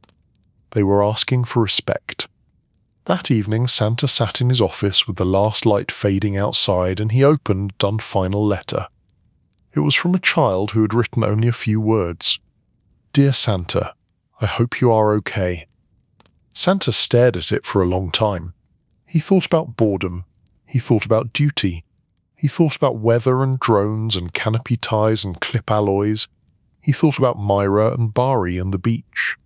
He took out his pen and wrote back, "Dear friend, I am tired, but I am okay. Thank you for asking. I will do my best. After Christmas, I will sit somewhere warm and listen to the sea for a while." He read his own words and felt something in his chest unclench. Not because the problems were solved, but because he had admitted, even to a child he would never meet, that he was not a machine. He set the letter aside and looked out the window. Snow fell lightly now, almost polite. The sky was still grey but calmer. The wind softened. The workshop hummed. The world was sending mixed signals, but it was also sending something else. Concern, kindness, a reminder that even the man who delivered gifts could be held gently in return. Santa closed his notebook and stood up. He would keep reading, he would keep planning, he would keep adapting, he would keep the reindeer safe, he would deliver Christmas. And afterward he would take the day he promised himself, because the world, strangely enough, seemed to agree he deserved it. Chapter 9. The Night Before Christmas Eve. The North Pole had a special kind of quiet of the night before Christmas Eve. It was not the quiet of rest. It was the quiet of people who had done everything they could do and still felt the edge of what they could not control. The workshop lights stayed on, but they dimmed slightly, like the building was trying to soothe itself. The conveyors moved slower. The tool sounds softened. Even the elves spoke in lower voices, as if loud words might provoke the weather. Santa walked the main floor without his coat, beard slightly damp from melted snow, hands warm from holding too many mugs of cocoa. He had followed the break schedule all week. He had eaten. He had slept in short blocks. He had stretched, which felt suspicious, but it helped. He still felt the pressure. It was a familiar pressure, shaped like tradition and deadlines, heavy and oddly comforting. It was the pressure of being needed by people he would never meet. It was the pressure of wanting to do it well, not because anyone forced him, but because he still cared. Aino stood near the final staging line, clipboard in hand. Aino did not look tired in the normal way. Aino looked tired in the way of a person whose tiredness had become a fuel source. "Final packing is within target," Aino said. "Canopy ties replaced with improved clips, redundant loops installed, Route plan locked. Snack crate secured. Santa nodded. Snack crate is always secured. Ano glanced at him. Reindeer briefing is scheduled in an hour. Santa exhaled slowly. Scheduled. Ano did not apologize. The schedule keeps her calm. Santa smiled faintly. It keeps me supervised. Ano accepted this as correct. Mrs. Claus requested you eat a meal before the briefing. Santa frowned. She told you? Ano nodded. She told everyone. Santa looked around at the elves, at the steady hands, at the quiet focus. Fine, he said. I will eat. Ino made a note as if Santa had agreed to a legally binding contract. Thank you. Santa walked to the small dining corner set up near the warmest section of the workshop. It was not a dining room. It was a practical space where elves and Santa could stop moving long enough to remember they had bodies. Mrs. Claus was there, of course, with a bowl of stew and a slice of bread that looked like it had been made by someone who believed nourishment was a form of love. She watched Santa sit down. Eat, she said. Santa picked up the spoon. You are very controlled. Mrs. Claus sipped her tea. You are very stubborn. We balance each other. Santa ate. The stew was warm and steady. It tasted like vegetables and quiet determination. It did not taste like the beach, but it tasted like survival. When he finished, Mrs. Claus slid a folded scarf across the table. For tomorrow night, she said. Weather is still unpredictable. Santa touched the scarf. Thank you. Mrs. Claus looked at him carefully. How is your mind? Santa hesitated. That question was harder than any weather forecast. He answered honestly. Busy. Mrs. Claus nodded. And the boredom. Santa took a slow breath. It is still they, but it is quieter. It feels like it is waiting to see if I keep my promise. Mrs. Claus smiled slightly. Good. Keep it. Santa stood. I have to talk to the reindeer. Mrs. Claus nodded. Be calm. Santa nodded back. I will try it. He walked to the reindeer barn under a sky that looked like it might rain, might snow, might do something new just to be interesting. The air was cold and damp. Snow squeaked under his boots in some places and squished in others. He did not like the squish. Inside the barn, the reindeer were gathered in a loose semicircle, like a committee that had decided to look casual while being very serious. Rudolph stood at the center, calm, nose glowing softly. Blitzen was nearest the door, as if ready to leave the moment anyone said something offensive. Donna stood beside him, expression neutral but watchful. Comet and Cupid were whispering to each other about something that looked suspiciously like snack strategy. Vixen chewed slowly, the sound of it oddly reassuring. Prancer stood slightly apart, posture formal, as if expecting courtroom proceedings. Santa stepped in and raised his hands slightly, palms open. Thank you for meeting, Donna snorted. We live here. Santa nodded. True, thank you for being here. Rudolph blinked slowly. We are ready for the briefing. Santa took out his notebook, mostly to show respect. He had learned that reindeer valued visible seriousness. We launch tomorrow night, Santa said. Route plan is compressed. Canopy is improved. Weather monitoring is active. We have alternate lanes to avoid busy air. We have rest windows, real ones, not imaginary ones. We have snack drops scheduled. Cupid perked up. Snack drops. Santa nodded. Snack drops. Blitzen narrowed his eyes. And rain. Santa took a slow breath. Forecast is mixed. We may encounter slush in some northern corridors. We will avoid where possible. We will adjust altitude. If conditions are unsafe, we will return and reroute. No forcing. Donna watched Santa fed. You say that now, but when you are in the air and the clock is pressing, you get intense. Santa felt his chest tighten. It was true. He looked at Donna and said calmly, That is why I am saying it now, and that is why I want you to hold me to it. The barn went very quiet. Rudolph stepped forward slightly. You are asking us to correct you. Santa nodded. Yes. If I push, you tell me no. If I get tight, you tell me to breathe. If I forget rest windows, you remind me. Blitzen snorted. We already do that. Santa smiled faintly. Then keep doing it, loudly if needed. Vixen stopped chewing long enough to speak. We do not want to strike, but we will not be treated like equipment. Santa nodded. Understood. Prancer lifted his chin. And our dignity. Santa nodded again. With dignity. Comet flicked an ear. And the bells. Santa smiled. The bells are balanced. Comet looked satisfied. Rudolph held Santa gaze. Why are you doing this differently this year? Santa could have said efficiency. He could have said weather. He could have said drones and systems and I know and checklists. Instead, he said the truth. Because I want to finish well, Santa said, and because I want to rest afterward without guilt eating me alive. A quiet sound moved through the group, not laughter, more like approval disguised as breathing. Donna said, "You should rest." Blitzen added, "You should rest far away from slush." Cupid said, "You should rest near snacks." Santa smiled. "A beach has snacks." Prancer asked, "Do beaches have carrots?" Santa stared at Prancer. "We will see." Rudolph nodded slowly. "All right, we agree. We will fly, we will follow the plan, we will keep you ons. And you will keep your promises." Santa nodded. "I will." Rudolph stepped closer. "Then say it." Santa blinked. "Say what?" Rudolph's voice was calm but firm. "Say you will stop if it is unsafe. Say you will take the rest windows. Say you will not turn your dream into a reason to rush." Santa felt his throat tighten. He had been Santa for centuries. He had spoken to crowds. He had laughed for children. He had negotiated with reindeer. He had survived storms. This was still hard. He said, "I will stop if it is unsafe. I will take the rest windows. I will not rush just to reach my rest. I will do the night well." Rudolph nodded once. "Good."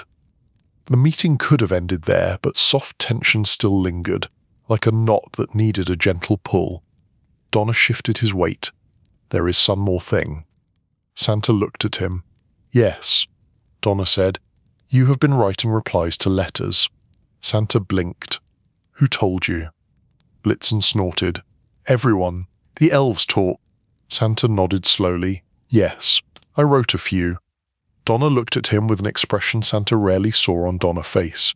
Not unimpressed, not irritated, something softer. Donna said, "That was good." Santa felt a small warmth in his chest. "Thank you." Blitzen added, "It makes the job feel less like a machine." Santa exhaled slowly. "Yes." Rudolph tilted his head. "You are remembering that you are a person." Santa nodded. "I am trying." Rudolph gave a small, almost invisible smile. "Good. Because we are not carrying a machine. We are carrying you." Santa stood in the barn for a moment, letting that land. Then he closed his notebook and put it away. "All right," he said. "Rest tonight. Eat. Drink warm water. Keep your bodies ready. Tomorrow night we fly." The reindeer murmured their agreement. Hooves shifted. Breath rose in soft clouds. Santa left the barn and walked back toward the workshop. The yard was quiet. The sky remained dull and low, but the air felt calmer. The wind had stopped pushing, as if even it needed a break. Inside the workshop, the final tasks wrapped up. Elves checked and rechecked. Aino walked the lines with calm intensity, then finally closed the clipboard and allowed the smallest sigh. Santa caught it and smiled. "Aino, you sighed." Aino looked offended. That was not a sigh. That was a controlled exhale. Santa nodded, of course. Mrs. Claus found Santa in his office later, where he sat staring at the calendar. "Tomorrow," he said softly. Mrs. Claus nodded. "Tomorrow." Santa looked at his notebook where Myra and Bari sat beside the word "be." He touched the page lightly, as if it might disappear. Mrs. Claus' voice was gentle. "You can do it." Santa nodded. "I can." Mrs. Claus stepped closer. "And after." Santa smiled faintly. "After." He stood up, turned off the lamp, and for the first time in many nights, he went to bed before his body gave up and forced him. In the dark, he pictured the sleigh and the night and the long flight. He also pictured warm sand and a cold beer, not as an escape, as a promise kept. Chapter 10. Christmas Eve and the Escape Hatch. Christmas Eve arrived like it always did, with a quiet certainty that made time feel like a hallway you could not avoid. The North Pole was dark, the sky heavy, the air cold enough to make thoughts feel crisp. Snow fell lightly, the kind of snow that did not ask question. Santa appreciated that. He had had enough question. The workshop glowed with warm light. Inside, elves moved in calm patterns, efficient and steady, voices low. The staging system stood ready. Crates were aligned. Canopy ties were double-checked. Snack crates sat in their own section like honored guests. Aino stood near the sleigh, clipboard in hand, eyes sharp. All systems confirmed, Aino said. Santa stepped forward, coat thick, scarf wrapped, gloves on. He felt the familiar weight settle onto his shoulders, the role fitting him like an old garment that still carried warmth. Mrs. Claus approached and adjusted his scarf with practiced hands. "Be calm," she said. Santa nodded. "I will." Mrs. Claus handed him a small thermos. "Warm cocoa," she said. "Do not pretend you do not need it." Santa took it. "Thank you." Mrs. Claus looked into his eyes. "And remember," she said softly, "the beach comes after doing it well, not after doing it fast." Santa felt his throat tighten again, but he nodded. Yes. He climbed into the sleigh. The seat creaked slightly, as if reminding him it was real wood, not myth. He placed the thermos within reach. He took the reins. The reindeer stood ready, harnesses fitted, bells balanced, breath rising in steady clouds. Rudolph's nose glowed gently, the red light soft and calm, not flashy. It felt like guidance rather than performance. Rudolph looked back, ready. Santa took a breath, ready. Aino raised a hand.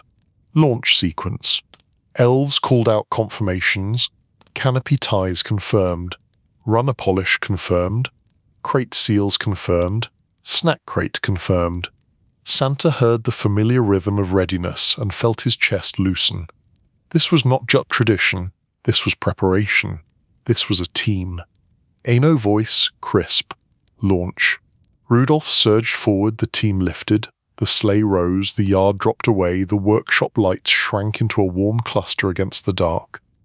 The North Pole spread out below like an endless white breath. Santa felt the air catch the sleigh and carry it forward. He was in it now. The night opened around them. The first segment was smooth, wind light, snow thin, canopy stable. Bells rang with gentle music, a sound that felt both old and newly balanced. Santa followed the compressed route plan. The elves had staged deliveries by region and time zone. The plan flowed like a river that had been carefully dug. As they crossed into the first dense cluster of homes, Santa did what he always did. He became quiet, not because he was sad, but because he listened. He listened to the air, to the reindeer breath, to the tiny shifts in wind. He listened to the world below, where lights glowed in windows and roofs held snow like soft blankets. He reached back, opened the first crate with the practiced motion the rehearsal had trained into him, and took a bundle of gifts. He moved quickly but gently. Roof after roof, chimney after chimney, window ledge after window ledge, he delivered. The old magic was still there, steady as a heartbeat. It did not need flash, it did not need extra loops. It needed calm. The reindeer kept pace, moving through the night with a rhythm that felt like trust. Hours passed, measured not by clocks but by the shift of stars and the pattern of light below. Then the weather tried to make a point. A band of slushy air arrived without drama, which was worse. It was a thin, cold wetness that clung to the canopy and turned the air heavier. Not a storm, just an insult. Santa felt droplets tap against the canopy. The sound was soft but persistent. Blitzen snorted. Slush. Donner shifted his shoulders. "I dislike this." Santa held the reins steady and listened. The canopy held. The ties stayed tight. The sleigh responded a little slower but stable. Aino's voice came through the charm. Calm. Rain band detected. Alternate lane recommended. Santa answered, taking alternate lane. Rudolph adjusted course. The sleigh rose slightly, shifting into a higher air layer where the cold turned moisture back towards snow. The tapping softened. The air became cleaner, Santa exhaled slowly. Good, Rudolph called back. Calm. Santa nodded. Calm. They continued. The compressed plan worked. The staging system reduced pauses. The crate access was smooth. The rest windows arrived like small islands of relief. At the first rest window, Santa guided the team to a quiet, high-altitude corridor where the wind was minimal. They glided in a steady line while Santa opened the snack crate. Carrots were distributed with great seriousness. Warm water was offered. Santa took a sip of cocoa and let his hands relax. Rudolph looked back. "You are doing it," Santa nodded. "I am doing it." Rudolph's voice was gentle. "Do not tighten." Santa smiled faintly. "I will try not to." The night continued. They crossed coastlines and mountains. They skimmed above seas dark as ink. They passed above cities where lights stretched like constellations made by humans. Over Norway, Santa saw the familiar outline of the coast and the cold sheen of water.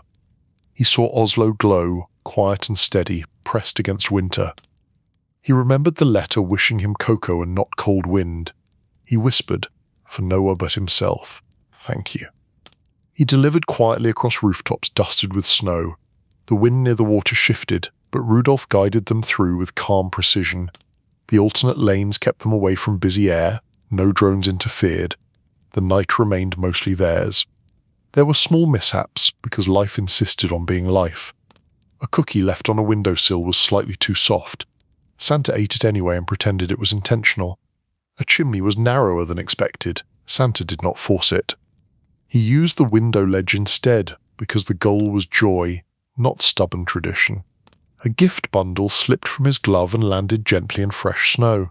Santa retrieved it, shook it off and placed it properly. No drama, no heroics. At some point, the canopy tie made a noise that sounded suspicious, and Santa felt his mind try to sprint into panic. He stopped. He breathed. He checked the tie. It held.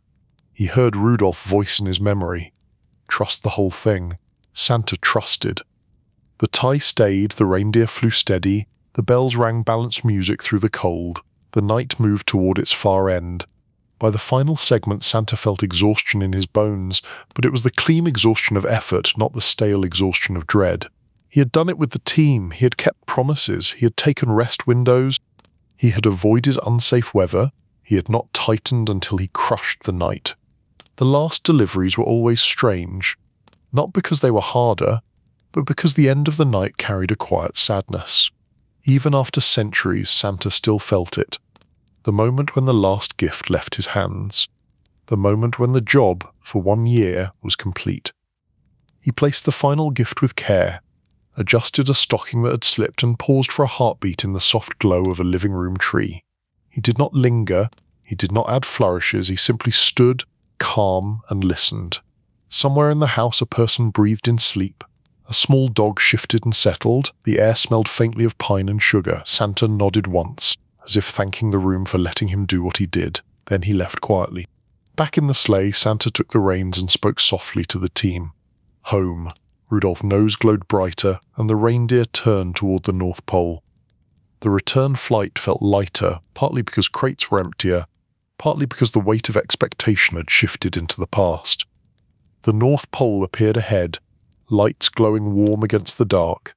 They landed in the yard with smooth precision. Elves rushed forward, cheering quietly, careful not to frighten the reindeer or wake the sky. Ino was there, clipboard in hand, face calm and triumphant. Operation complete, Ino said. Performance exceeded target, issues minimal. Reindeer satisfaction appears acceptable. Blitzen snorted, acceptable. Donna nodded, acceptable. Cupid asked, snacks. An elf handed over carrots as if presenting medals. Rudolph stepped forward and looked at Santa. You kept your promises. Santa felt his chest loosen in a way that almost hurt. I did. Rudolph blinked slowly. Good, now you rest. Mrs. Claus approached, scarf in hand, eyes warm. You did it, she said. Santa nodded. We did. Mrs. Claus touched his arm lightly. And now? Santa looked around at the yard, at the workshop, at the team. The elves were smiling, the reindeer were being praised and fed. The operation was winding down like a machine easing into quiet. Santa took a slow breath and felt something rare. Space. He turned to Aino. The operation can stand without me for a day. Aino nodded. Yes. We have a post-flight checklist, but we can manage it. Santa smiled faintly. Of course you have a checklist. Aino allowed a small smile. Of course. Santa looked at Mrs. Claus. I am going. Mrs. Claus nodded. Go. Santa walked into his office briefly, not to read letters, not to check reports, not to stare at the calendar. He walked in to pick up his notebook. He opened it and looked at the words he had written. Myra, Bari, beach. He smiled, then closed it. The next part was not complicated. He did not need charts for it. Later, when the first pale light of morning touched the edge of the sky, Santa found himself far from the North Pole. Not instantly, because even magic respected the need for transitions, but smoothly, like the world had opened a door. Warm air touched his face. Real warm air, not indoor warm. The sound of water reached his ears, steady and calm. He stood on sand. It was not dramatic. It was not crowded. It was quiet, a simple shoreline with gentle waves and pale sunlight. Palm leaves moved slowly above, rustling like a soft lullaby. Santa took off his coat and set it on a chair. He sat down with a small sigh that was not measured by anyone. A cold beer appeared in his hand, simple and honest. The kind of drink that did not ask you to be magical. Santa stared at it for a moment, then laughed softly. Of course. He took a sip. It was cold, bitter, and wonderful. He leaned back and let the sun warm his face. For a while, he did not think about letters. He did not think about weather. He did not think about drones or schedules or clip alloys. He did not think about canopy ties or bell balance. He listened to the sea. He thought, briefly, of Myra and Bari, of coastlines and history, of a man who had once given quietly without becoming an operation. He felt gratitude for that reminder. Then he let the thought go. The beach did not demand meaning. The beach offered rest. Santa closed his eyes. He felt gratitude for that reminder. The world can wait for one more day.